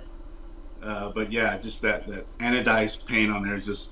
Dude, Adrian, so I just want to know, man, do you have like a special code for F1 or something like that?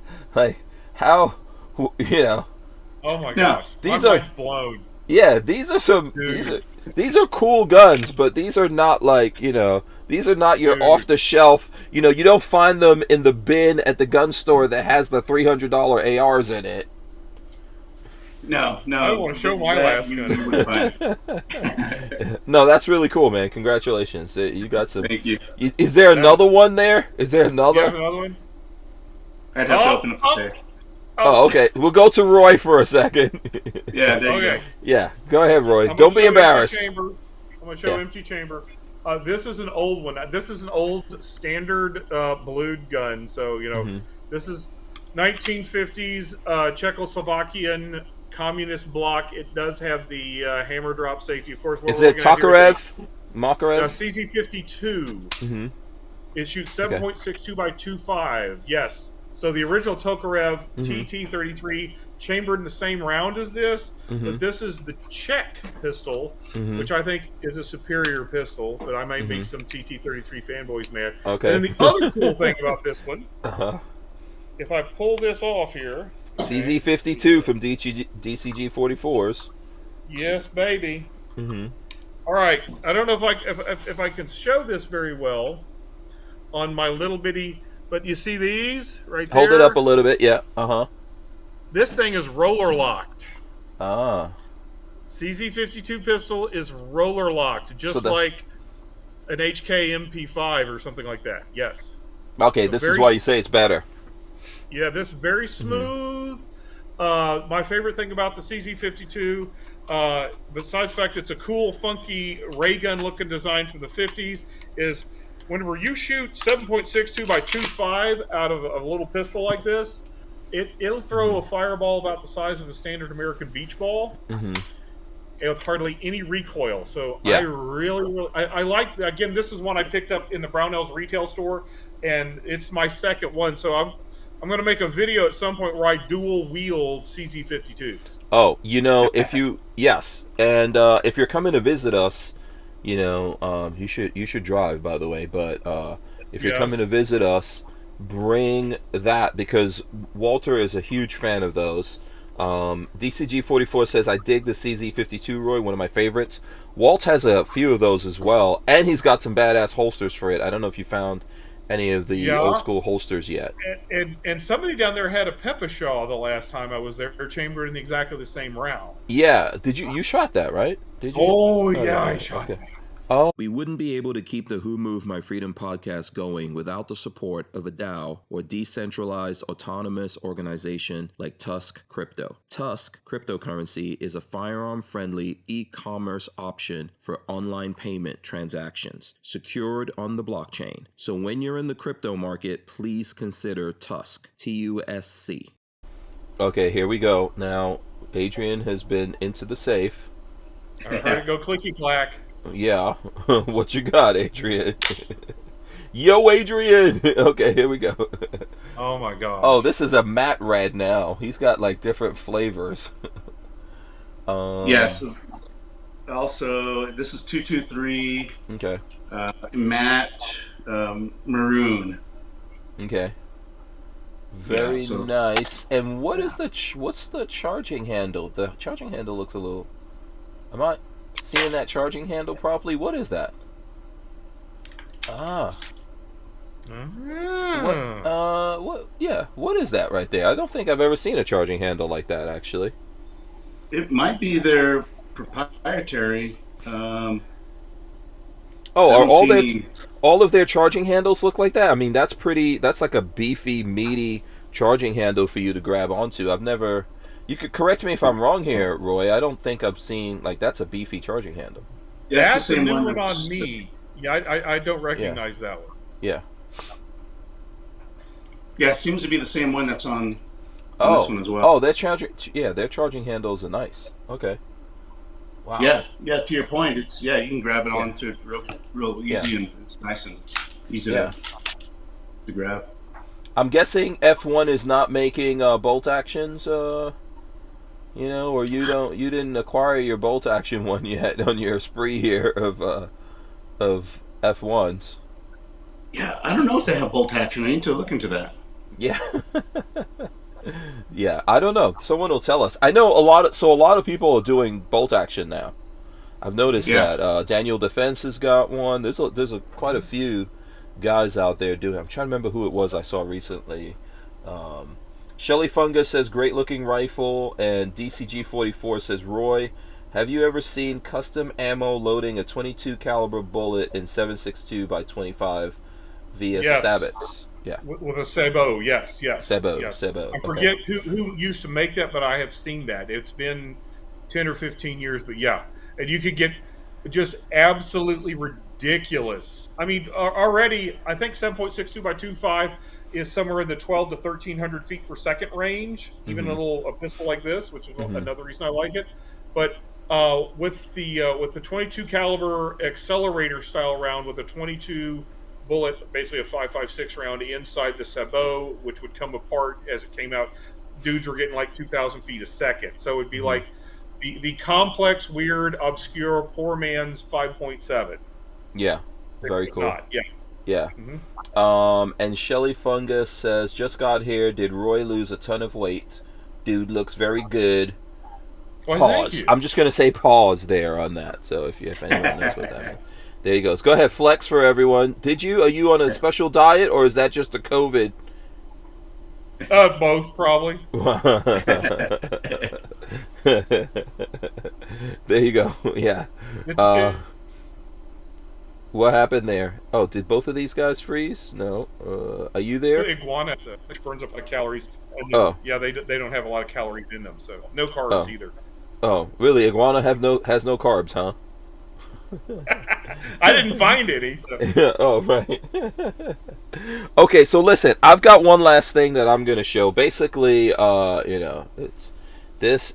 showed this already. So this is my SIG P320, and this is a polymer 80 frame that it's on, and a Patmos, I guess, is the right way to say it, complete slide that it's on here. And I need to actually take it apart to show you guys what's inside of this, because it does have the SIG. Let me lock this back here and actually take it down. So I used to have the SIG P3 P250s. You guys remember that? Oh yeah, with the exposed hammer, right? Yeah. So I used to have those back in the days. This is a lot better. I had a whole bunch of them that you could change and go through stuff. So basically, this kind of bronze thing you see in here is called the fire control unit, and I need something to help get this out of here with. That's the hard part. I'm gonna have to get it out of here while doing this for you guys. I don't know. I need something here to get it out, and I need to actually I gotta take this pin out. I could probably use the pin. So anyway, I used to be really into those, and but I didn't like the trigger. So this is a way better trigger on the P320. So actually, you, Roy, sent this to me, and Brownells helps me out a lot here with a lot of different. Very happy to. Yeah, a lot of really different cool cool guns here. Let's take a look at it. So this is from the SIG custom shop, and there you go. That's actually the firearm. This is the firearm, the FCU fire control unit. This is what's serialized and all that kind of awesomeness. And then the guys at JSD Supply sent me the rest of the stuff here.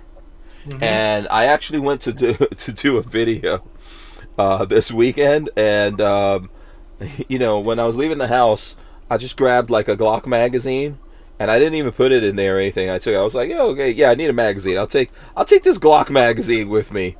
And I got out there to shoot, and the minute I took the magazine out and looked at the gun in the magazine, I was like, yeah, this is not gonna work. So, oops. Yeah, I don't know how that went through my brain, but yeah, that's why we haven't gotten a chance to do a video on this yet. But very cool. So you could do like full size, subcompact. You could do all kinds of different combinations. There's even some cool change calibers very easily with that. Yeah. Yeah, you could change calibers, and I think that JSD right now has this carbine that you can actually drop the FCU into. Oh, cool. Yeah, so you guys can check that out. If Lola, I don't know if Lola's monitoring us or not here, but if you're looking for this, you could get this from Brownells, and if you're looking for the other stuff, that came from JSD, and maybe Lola will throw some links in there for you. But big thanks to you, Roy, for always taking care of me. Oh, happy to, Frank. Hank. Yeah. Hank, sorry. I don't know why I said my brain. No, that's cool. What I'm doing is I'm going to Brownells.com right now, and I'm Googling or searching on the website Fire Control Unit FCU.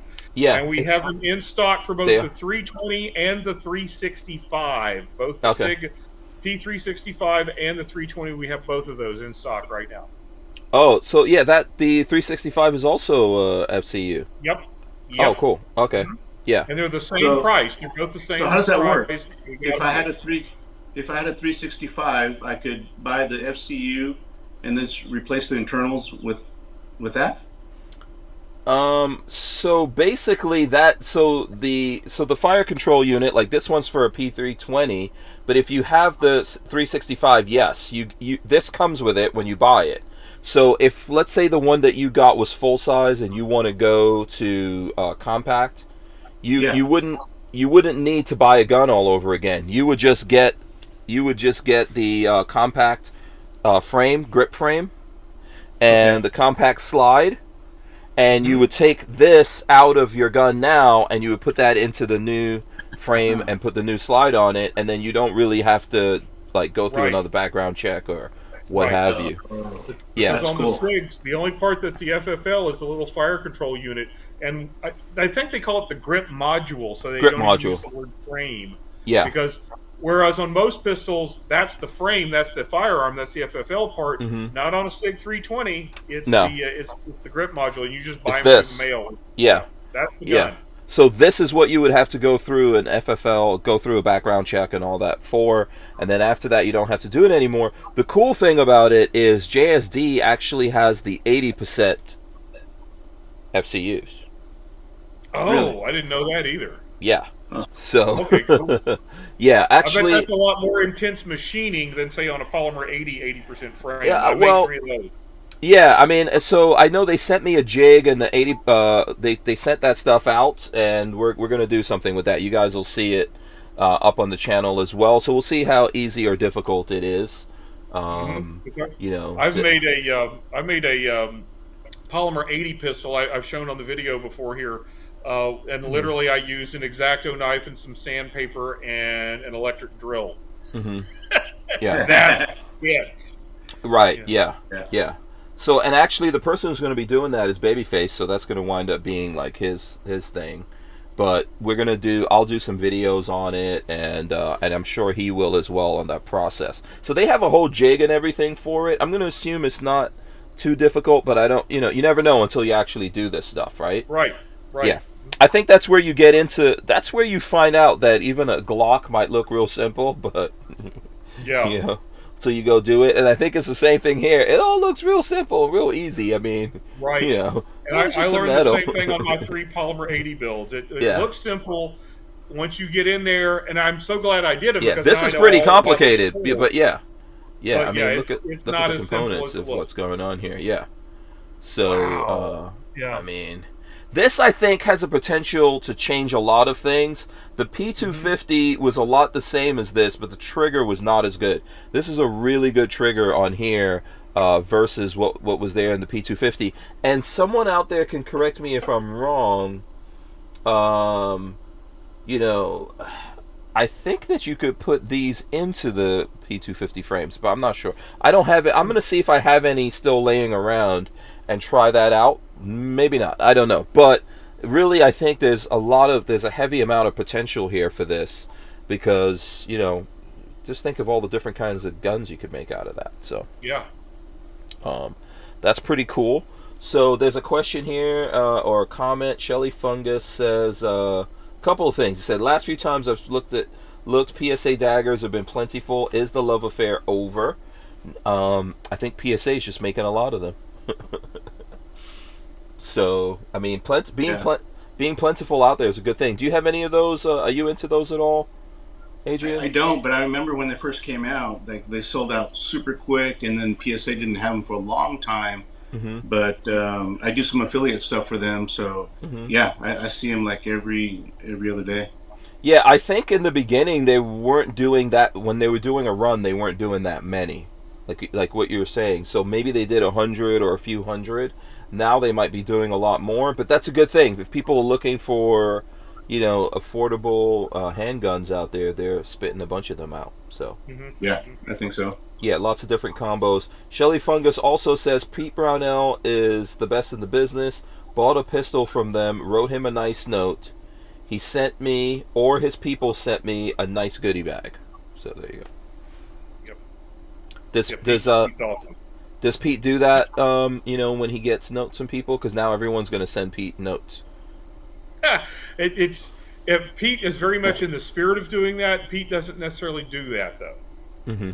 There you go. Let's just put it that way. But yes, Pete's a busy man. Yeah. CEO, kind of a busy dude. Yeah. Yeah. But it is nice. It is nice to acknowledge folks who send you things out there. So, you know, who take the time. Like, people don't do that anymore, to take the time to communicate with companies. But even I appreciate it when folks out there, the folks that support me, get in touch with companies and say, hey, look, I heard about you from Hank Strange, or I heard about you from Cigars and Guns. I think all of that helps, that the companies are actually hearing that a human being is listening to us and then taking the time to tell them that they're listening to us. So, yeah. And that's one thing. I'm really blessed to work for Brownells. That's one thing Brownells really tries to do, is listen to the customer. I mean, that's how we came up with, you know, like stuff like the BRN 180. Mm-hmm. So yeah, or listening to folks saying, hey, we want a 1-6 with a cool reticle. So yeah, absolutely, we try to listen. We try to respond and be reactive to what folks are looking for. Yeah, because it just helps. It helps the customers. It helps us, and it also helps us grow the community. Which ultimately, for me, that's why I'm what I do.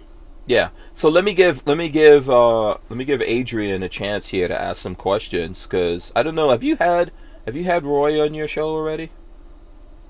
No. So typically, my podcasts are all in person, live. Okay. We're not at the point where we do the remote type stuff, but yeah, if ever.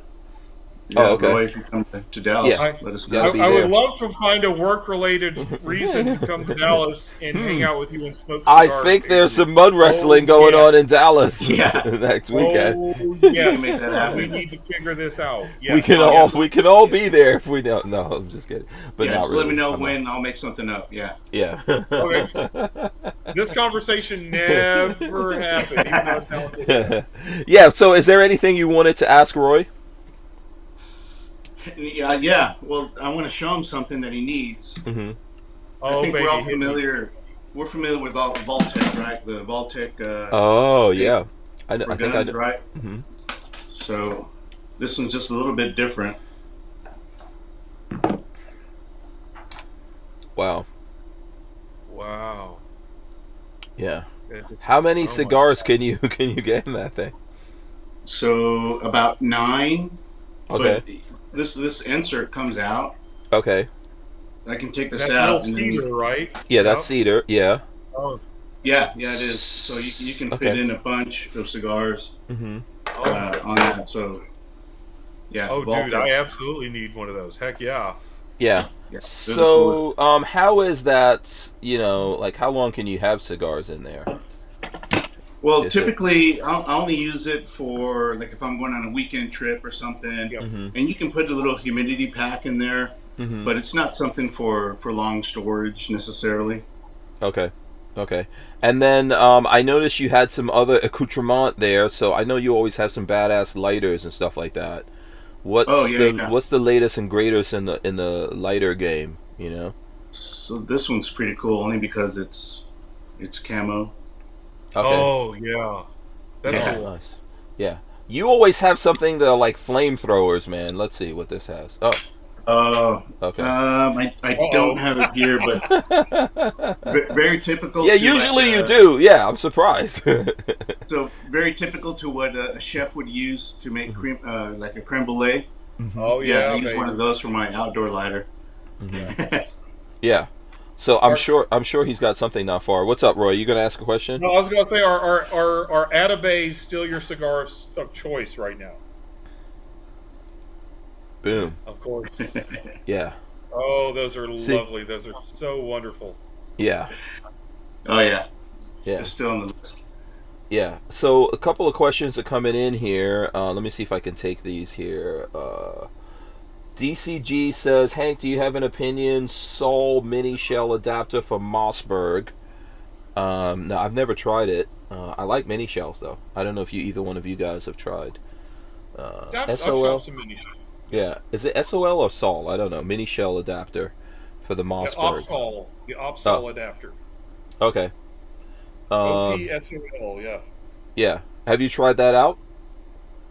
No, I have not. Yeah. Mini shells are awesome. Is there any... The OpSol mini clip is available at Brownells.com for $15.99. Boom! There you go. Maybe we got to try that out on my Mossberg. Yeah. I can hook you up. Yeah. Thank you. Just send some F1s also, please. I don't know if we sell Roy is like, please take all F1s out of the SKUs right now. So let's see what else is going on here. Lola says, how much does a good lighter cost? So honestly, the one that I showed you that was camo. This one's made by a company called Brizard and Company. This was about $200, but honestly, this one right here was $10. And, okay. It was an Amazon special. Oh, that's a nice flame on that too. Yeah. Now the issue is sometimes it'll work, sometimes it doesn't. Okay. The Brizard pretty much works all the time. Yeah. But it all depends on what you're using it. I mean, I'll keep the cheaper ones because if I travel, sometimes it get taken away by TSA or whatever. I will not travel with the nicer ones. But I mean, I know some guys that pay upwards of thousands of dollars for a lighter. That's what I was going to ask you, if 200 is the top or it goes way over that. Oh gosh, no, it goes way on top, and it's really just to show off. SD DuPont is one of the leaders in those. This is a SD DuPont. It's also $200. It's a little thing, but SD DuPont makes some $1,000 lighters that, and I'm sure Roy's familiar with SD DuPont Ping. So the ones that kind of flip open. Oh, so they flip open. It's a soft flame, and you hear this ping, and they have a patent on the sound that it makes when you flip it open. What? Cool. Yeah, that's crazy. Yeah. I do not own one of those. Yeah. Okay. It's like the M1 Garand Ping, huh? Yeah. Yeah, exactly. Armin and Axis says, seriously, I use a Bic Fire. It's fine. The Who Moved My Freedom podcast is made possible by our partners at 2A Commerce. Veteran owned and with over 20 years experience, 2A Commerce is the leader in custom e-commerce and web application development in the shooting sports industry. Clients include major brands such as Guard Dog Body Armor, Sylvan Arms, AccuFire Technologies, The Tactical Games, Warrior Knife Company, and yours truly, Hank Strange. Visit 2A Commerce and support this show by supporting them. Once again, visit the number 2acommerce.com. Okay, so we got some, let's see here, hold on. Let me get this lined up here.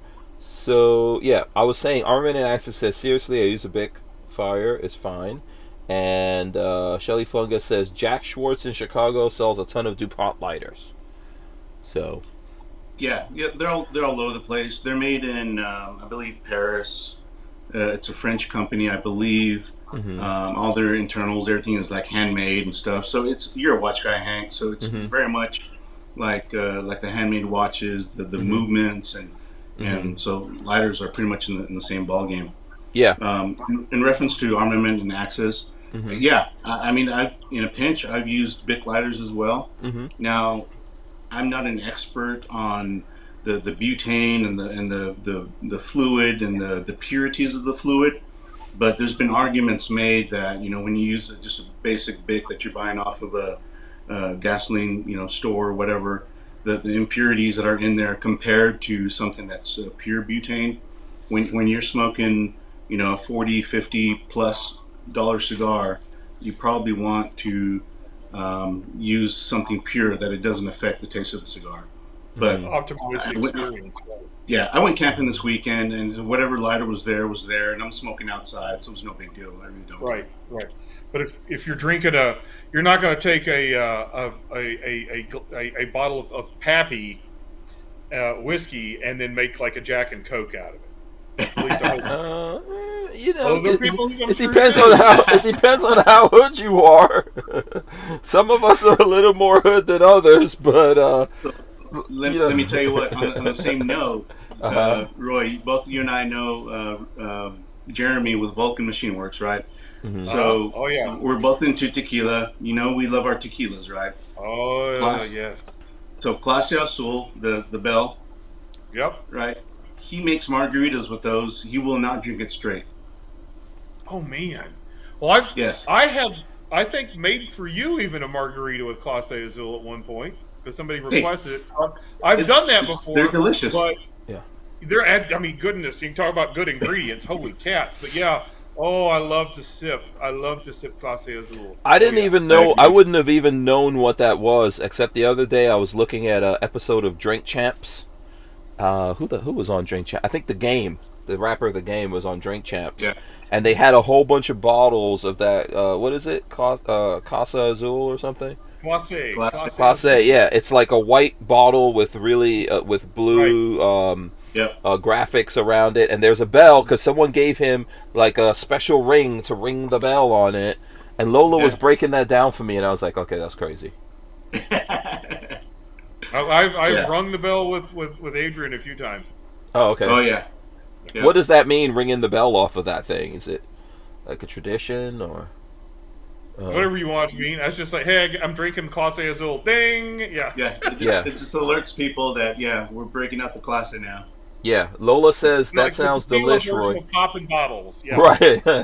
Lola says that sounds delish, Roy. Next time we hang, okay. And DCG44 says Poppy and Coke if that's your jam, but OMG. Yeah. So there you go. I can't find Pappy anywhere. I'm not in that realm where I can just walk into any store and get Pappy. So. Yeah, I'm not even sure what that is. It's like $2,000 now, probably like $5,000 bottle of bourbon. Oh wow, okay. I know. Yeah, I know. The other day, Lola was she did some beef ribs for me, and she actually put those in whiskey.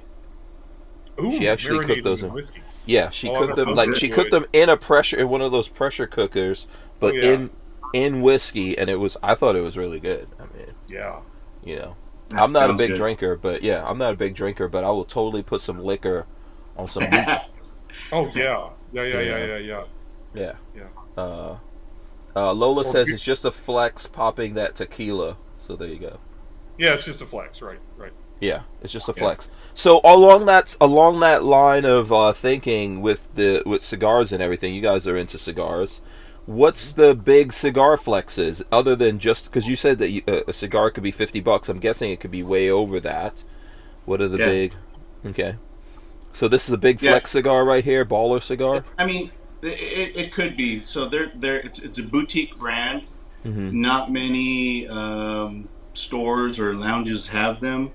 Although they've kind of made their way into other lounges and stuff, but that's definitely a flex. Now, a lot of people will talk about Cubans.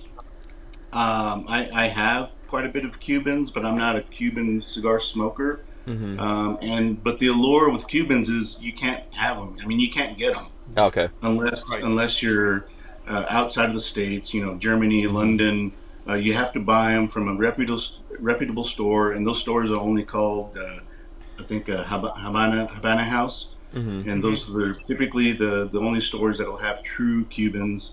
Mm-hmm. But that could be a flex. And to me, it's like, when I see that, it's like, I'll smoke an Atabay any day over a Cuban anytime.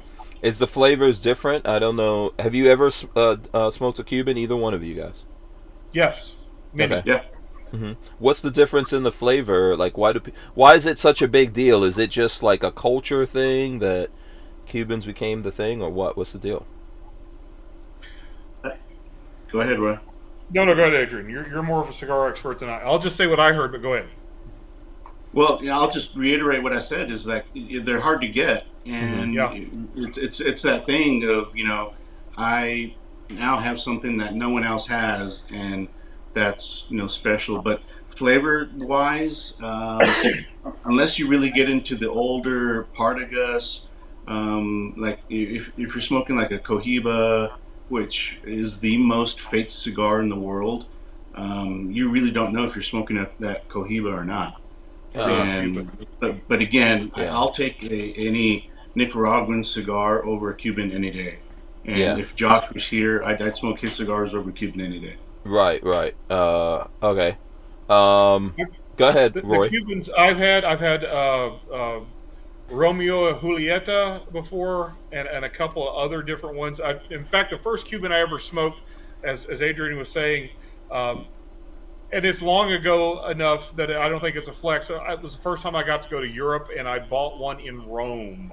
I went down to a Habana House and bought one and sat out on the front steps of the cruddy little hotel/hostel we were sitting in, and smoked a Cubano in Rome, and felt like Ernest Hemingway or something. But I mean, the ones I've had are good. I wouldn't say they're mind-blowing. They're good, solid. The ones I've had, good, solid cigars. And like Adrian said, hey, do you remember several years ago when nobody could get in the United States could get their hands on a CZ75, and a CZ75 pistol was unobtainium, and oh my gosh, everybody wanted a CZ75.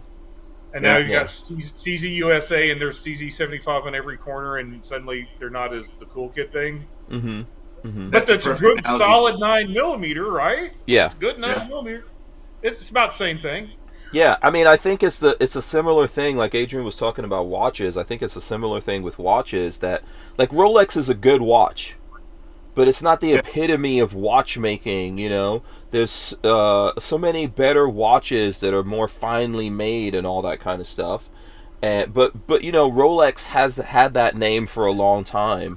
And then recently, all of a sudden, they've become unobtainium. I mean, there was a time when, like, Rolex was actually the working man's watch, And if I would have bought one when I was younger, and I'm talking about when I was like 20 or 30 or even 40 for that matter, it would have been so much easier to do. But right now, they've just like taken off, because I think I saw somewhere that in China, all these new, like all the new wealth being created there, the folks there would rather buy watches, especially Rolex watches, and then the higher watches that you can get, like Patek Philippe and all of that kind of stuff. They would rather buy that than houses, and that's what's crazy. And that's what's making the market go up. And I think maybe that happens in a lot of different places. It happens with cars.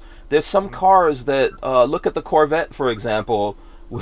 you know, I mean, the new C8 it's a beautiful car. It's awesome, but it's supposed to be 60 grand, and people were selling those things for 150 grand. Yeah. Yeah. The other thing I've learned with cigars is that so much of cigar quality, I mean, there's actual real quality differences. I don't want to get that wrong. There's actual real quality differences. But your quote unquote best cigar, it depends so much on your personal palate and your body chemistry and the way your taste buds work. Yeah. Because I mean, I dearly love My Father Le Bijou 1922s. Yeah. And there's a lot of people who don't like those as much. Or I mean, there's some I like Maduros, and a lot of people like the milder Connecticut's. And I mean, I smoked an Atabey, and that was awesome, dude. I loved it. That was a great cigar. But there's certain types of cigars that I know I really like, and I found that other brands that other people really like, I'll smoke one and go, whatever. Or somebody will say, "Oh, this is a fantastic cigar," and I'll smoke it. Oh, heck yeah, that's awesome! But it's so subjective and personal, and that's what I've learned is just to smoke a bunch of different cigars and pick the ones you like. Mm-hmm. Good point. Go ahead. Yeah. Adrian. So I always get asked, what is my favorite cigar, and I also get asked what's my favorite gun, and my answer is the same for both. My favorite cigar is whatever I have in my hand at the time. Yep. My favorite gun is whatever one that's closest to me.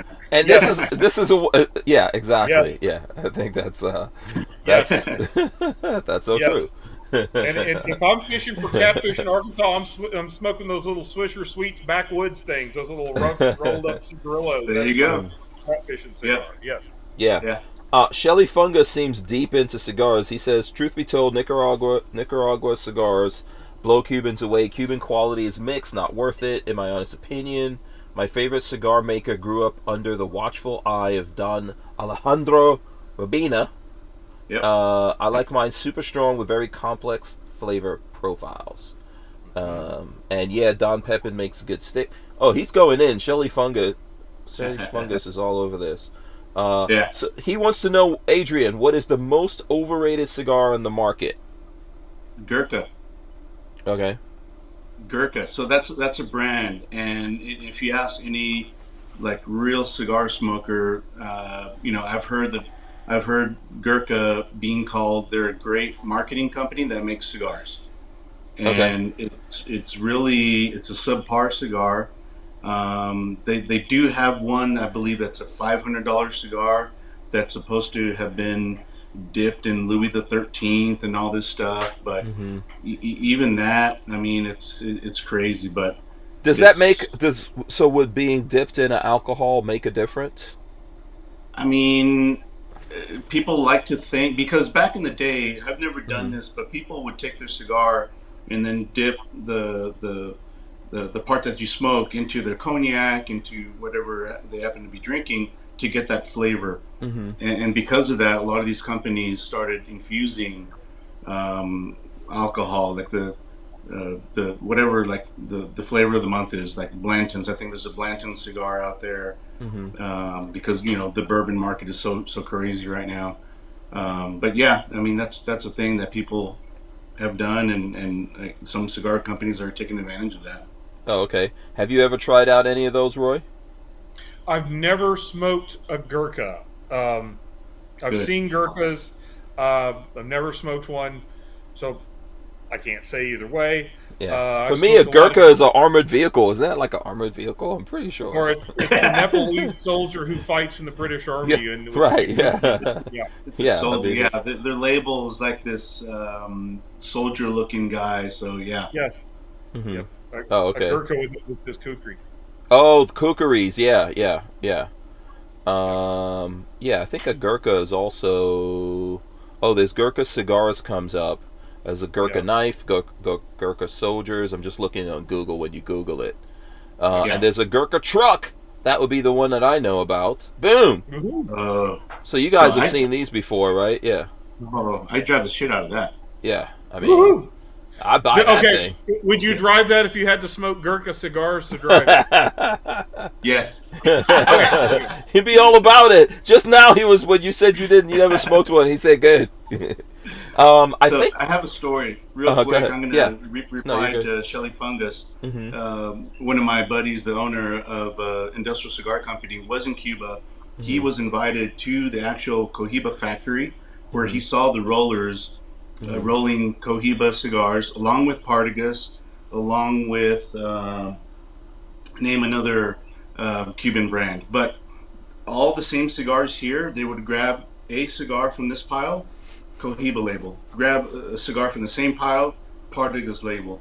Grab another cigar from the same pile, Monte Cristo label. So that's the quality of these Cuban companies that are putting out these Cuban cigars. Yes, that happens quite a lot in business. All kinds of, all brands, all different brands and different things that are made. So, interesting to hear that. Armin in Axis says he's out of here because his knuckle bone's hurting. But since we were talking about dipping cigars and stuff, he wants to know, what about Bill Clinton cigars? I wasn't going to bring that up. I'm from Arkansas, and I feel your pain. I did not. Never mind. Yeah. There you go. Yeah, Hey. What's up? Hey. In like 4 minutes, can I do my little spiel on the group I want to talk about real Yes, quick? absolutely. Yes, hit us with it. Okay. Absolutely. Thank you for letting me do this. Okay, full disclosure, I was recently elected to the board of directors of this organization. The board of directors of this organization, congratulations. No salaries. But this is something near and dear to my heart. It's Special Operations Wounded Warriors. There's the hat, there's the logo. If you want to check it out, it's SAL, Special Operations Wounded Warriors, salcharity.com. And what SAL is SAL does charitable work on behalf of members of the United States military special operations community. So that would include guys like Green Berets, Rangers, Delta Force, SEALs, other units that sometimes can't actually be talked about. But men and women who have been in these units, see the Purple Heart in the middle, who've been wounded or are otherwise injured, SAL does charitable things for them, providing therapeutic outdoor experiences and also things like counseling services for them and their families. And it's a 501c3. Nobody on the board of directors gets any money at all. It's a wonderful organization. In fact, if you see the plaque I hanging on my wall, that's a plaque. You can see the SAL logo at the bottom. It's been my great fortune for like 7 years now. I get to go to a place where they have their premier event of the year. It's called Taking Bacon, where they take wounded operators. Some of them are retired, some of them are still active duty, so we can't really take pictures of them or publicize them. But they hunt wild pigs with knives and packs of dogs. And that's the cool adrenaline junkie thing. But the most important thing is they get to be with people who are like them in a therapeutic outdoor experience. And I get to play honorary bartender for these people. And I can't tell you how much of a heart project this is for me. And I'm so honored and happy they saw fit to elect me to their board of directors. So if you feel it in your heart, you want to learn more about SAL, go to salcharity.com. This is not connected to Wounded Warrior Foundation in any way. It's its own special, unique organization, and they are a charity, so there is a link way down at the bottom of the page if you would feel inclined to donate to them. Again, I do not benefit monetarily. It's strictly a volunteer position, but this is an outstanding, incredible, amazing organization that Brownells works with. And we're one of their biggest donors, and it's just a great group of people with a very important mission. I just wanted to get that out there. Absolutely. Thank you, Hank. Oh, you're welcome. Thanks to you guys for doing that to help out the folks that do those, that go out there and do a lot of stuff that the rest of us either can't, don't want to, or won't do. So I really appreciate that. There's lots of kudos coming in. Lola says that's wonderful. Roy, congrats. Christian Gress Thank says, you very much. Yeah, Christian Gress says, awesome, Roy. That's a great organization to be a part of. Lola put salcharity.com in there. And, man, congratulations on that. My question that I would ask, I'm sure Adrian's got some questions or comments on it, but so what can folks do to help you out with that mission right now? Just go to the .com or go to salcharity.com and take a look at the website. And you have to go all the way down to the bottom, and there is a little link for donate.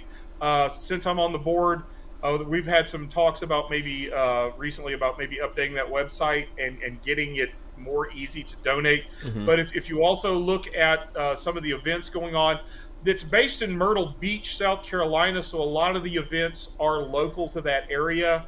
But for example, Brownells finds ways to support them throughout the year, and we even do special publicized donation campaigns, especially around 4th of July or Veterans Day. Yeah, okay, awesome. And I think that you wanted to say something here, Adrian. Yeah, you know what?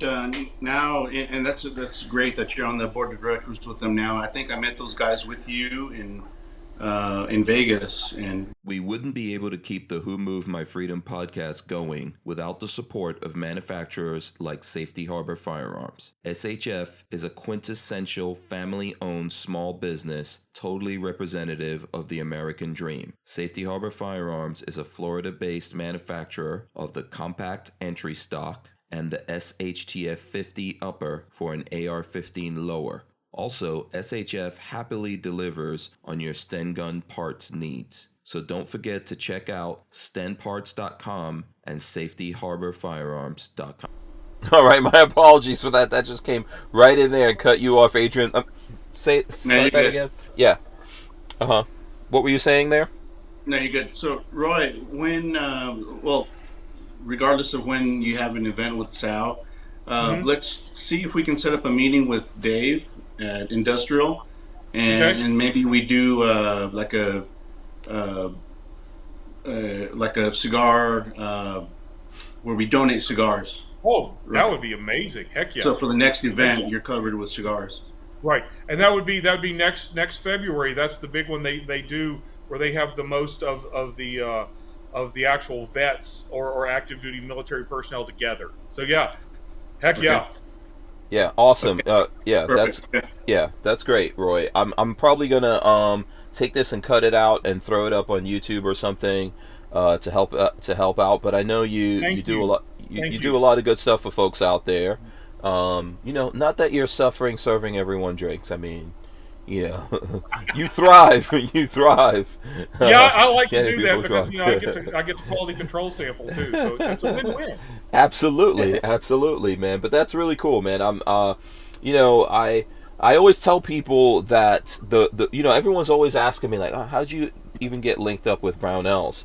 And that kind of like goes back, man. I don't know how many years ago it was to the 1,000-man shoot. In Arizona, and I think. Is it 6 years? Yeah, and I met you there. You were working at that event, working really hard, and I always remember trying to like introduce myself to you and say, this is what I do. And Roy goes, I know who you are. I know what you do. And I was like, oh, cool. And then Roy was like, listen, man, he gave me his email and he said, hit me up, and I'll do whatever I can to help you out through Brownells. And that's really how this started, and I think Roy and all the other people at Brownells have been, really incredibly kind and generous to myself and Lola and so many other people out there. Not just me. So, thanks for all the stuff you do, Roy. I appreciate it. And we've got a great team, and I'm just fortunate to be part of a really great team. Absolutely, yeah. So congratulations on that. If it wasn't for that, I wouldn't have met Adrian, who's an awesome dude, and so many other good folks that are out there. You wouldn't have wound up having to rappel down a mountain in Utah, right? Listen, dude, there's so much else that I've seen that I'm not even going to talk about. Yeah, it's some of it is not necessarily good either. Yeah. What happens in that Brownell circle doesn't always leave that Brownell circle. I can tell you that. Yeah, we don't really. If you guys hear something, you're like, those people are crazy. You have no idea exactly how crazy it is. So, yeah, man, I really do wish that there was more companies that would take a page out of, Brownell's book. And I think it says a lot for, not just the Brownells family, it's a family-owned business. But the other guys that work there, I really wish other companies would take a look at what you guys do, because so often there's companies that get jealous or mad about it, and they're like, what do you, what is the thing about these Brownells guys? And I tell them, it's real simple. They just really actually care. They actually give a shit about myself, the the gun industry, the Second Amendment. It sounds crazy, but it's simple at the same time. So, if you want to know the secret, it's really right there for you. Thank you, Hank. Thank you so much. Yeah. And I wanted to give Adrian a chance since we got him here on the show. I don't know, how do you feel about this stuff, man? Am I the only one out here with that? No, you're spot on. Everything that you said, I would reiterate as well. Josh is the one that reached out to me, probably about the same time frame. And I've told this story many times. I received a DM from Josh, and who works with Roy at Brownells. Mm-hmm. And I saw I saw the email, Josh at Brownells, and I saw his signature at Brownells, and I was like, what does such a big company want to have to do with little old me? Mm-hmm. And so I sat on that email for about 2 weeks, and I thought, this is spam. There's no way this company's reaching out to me. And then so I think I got a phone call. And it was Josh. He left a voicemail, and I was like, okay, this must be real then. We set up a meeting. We set up a telephone meeting, and he missed it. He was traveling as often as he does. He was traveling and didn't have cell service, so I was stuck on this call with no one there. And then he called me maybe an hour later or something, apologized that he was traveling to some event somewhere, but we connected, and to your point that you mentioned earlier, Hank, is that I wouldn't have met you, I wouldn't have met Rachel, Yeti, Yolo, all the wonderful people, all the awesome people at Brownells, and I can't think of any other better company and group of people to be friends with. Thank you guys. And I just want to say this too, you guys are both awesome. I consider you guys friends and family.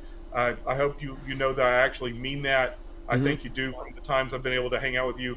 Yeah. And the other thing I want to say is one of my favorite things, and I've seen both of y'all do this, is whenever folks we have worked with or been with together at Brownells, whenever y'all start doing things on your own that don't even necessarily involve us, I like to see that. That jazzes me up, because like I said, I work for Brownells.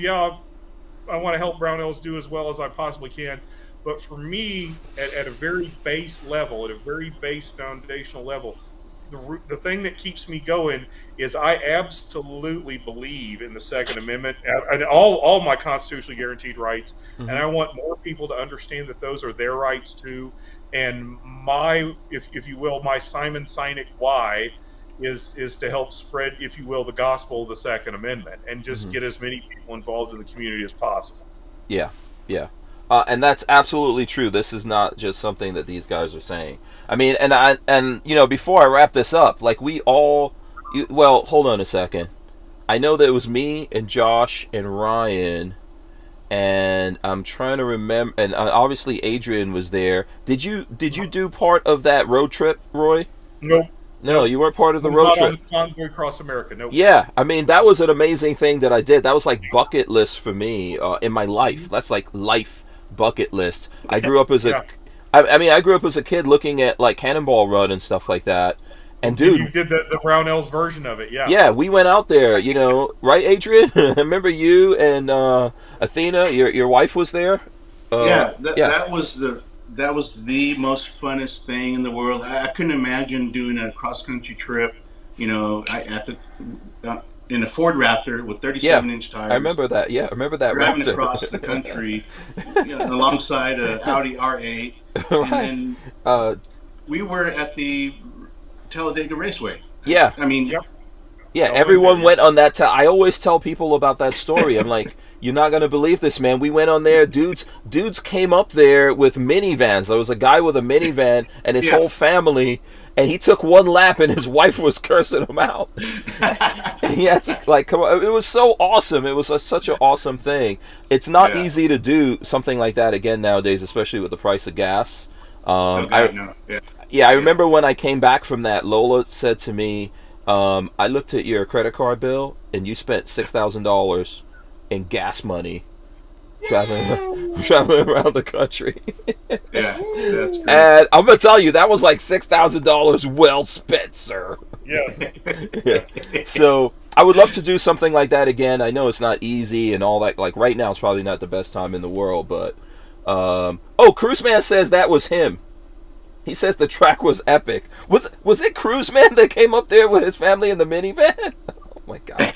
It must have been. Oh, okay. Now, how many people can say they've had a minivan on the Talladega Speedway? Not many. I remember. Yeah, I mean that's dude. Ray from IV 8888 had a dually on there, and I remember seeing that dually do this, like come off and go on, and I was like, what? Yeah. Faster, Ray, faster. Yeah. Josh and Ryan were going around in like a Suburban. Right. So it was fun, and those kinds of, and we've done like a whole bunch of adventures that we could talk forever about here. So that's a whole nother show. Yeah, absolutely. It was awesome stuff, and I look forward to making more memories with you guys. And absolutely. And I really love how how Brownells like brings all the folks out there into what they're doing. So please, other companies looking at this, take a page out of the book. I'm sure that to some extent, Roy and Josh and Ryan and all the other give me some of the other folks out there. I know Randy right now is Randy Hines, Cody Hinton, and Perry Whitaker. Perry's on the team. Yeah, those guys will love to probably give you guys a little bit of pointers, but the magic sauce in it is really caring. So I just want to make sure I got that out there. Okay, so listen, here's what I'm going to do.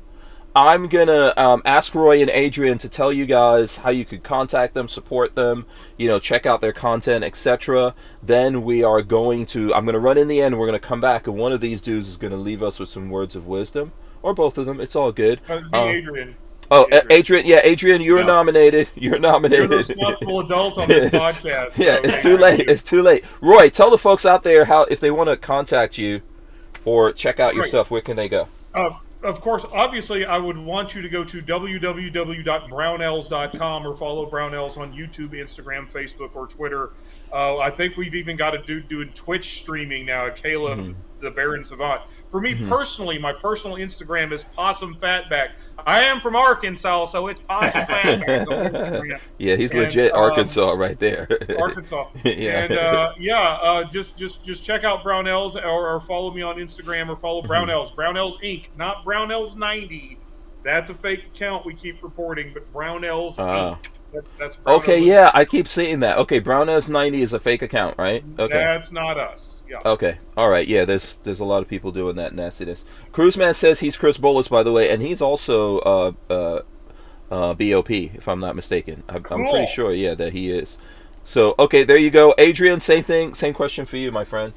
Yeah, so Cigars and Guns, all the platforms that are out there, Instagram, Facebook, TikTok, Twitter, all those good ones, Cigars and Guns. And then you can always go to cigarsandguns.com and see what events that we have coming up. So, Yeah, absolutely. I mean, if you guys have not heard of Cigars and Guns, Adrian is like the real deal. He's a genuine gun guy, believer in the Second Amendment. He's got some obviously badass guns.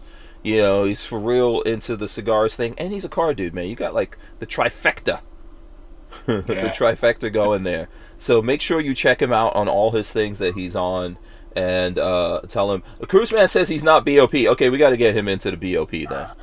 We'll get him in. Yeah, he can get in, but the way you get in, Cruise Man, is you post cool stuff on Instagram about guns, and make sure Josh Coburn sees your cool stuff. Yeah, is it only Instagram? Can you do Facebook or some other? You can do Facebook, but you'll see more stuff. It'll more likely to be seen on Instagram. Oh, okay, cool. All right, I'm going to run in the end. We're going to come right back, and then my friend Adrian of Cigars and Guns is going to drop some fire words of wisdom on you people. So just get ready for that. Let me run in the end right now. All right, guys, thanks for hanging out with us here. I think I'm taking tomorrow off, so no show tomorrow. We'll be back Free for All Monday, next Monday. So make sure you come in for that. We are ripping the audio out of this and throwing it up on iTunes. We're on Podbean. We're on Audible, like all the places that you get your audio podcasts from. We're also part of the Firearms Radio Network. Lots of great channels on there, like my friend Sean from We Like Shooting and the whole crew over there, and just a whole bunch of cool people in the Firearms Radio Network, so make sure you guys check them out. Adrian, words of wisdom. Yeah, life is too short to smoke a shitty cigar, so live your life. Don't be a dick and be a decent human being. Amen, brother. Amen. Amen. Hallelujah. Absolutely. We are out of here. We'll see you guys. You two guys stay right there. I'm going to hit the buttons here. We'll see you guys on Monday. We're out. Later. Thanks. Later, guys. Peace.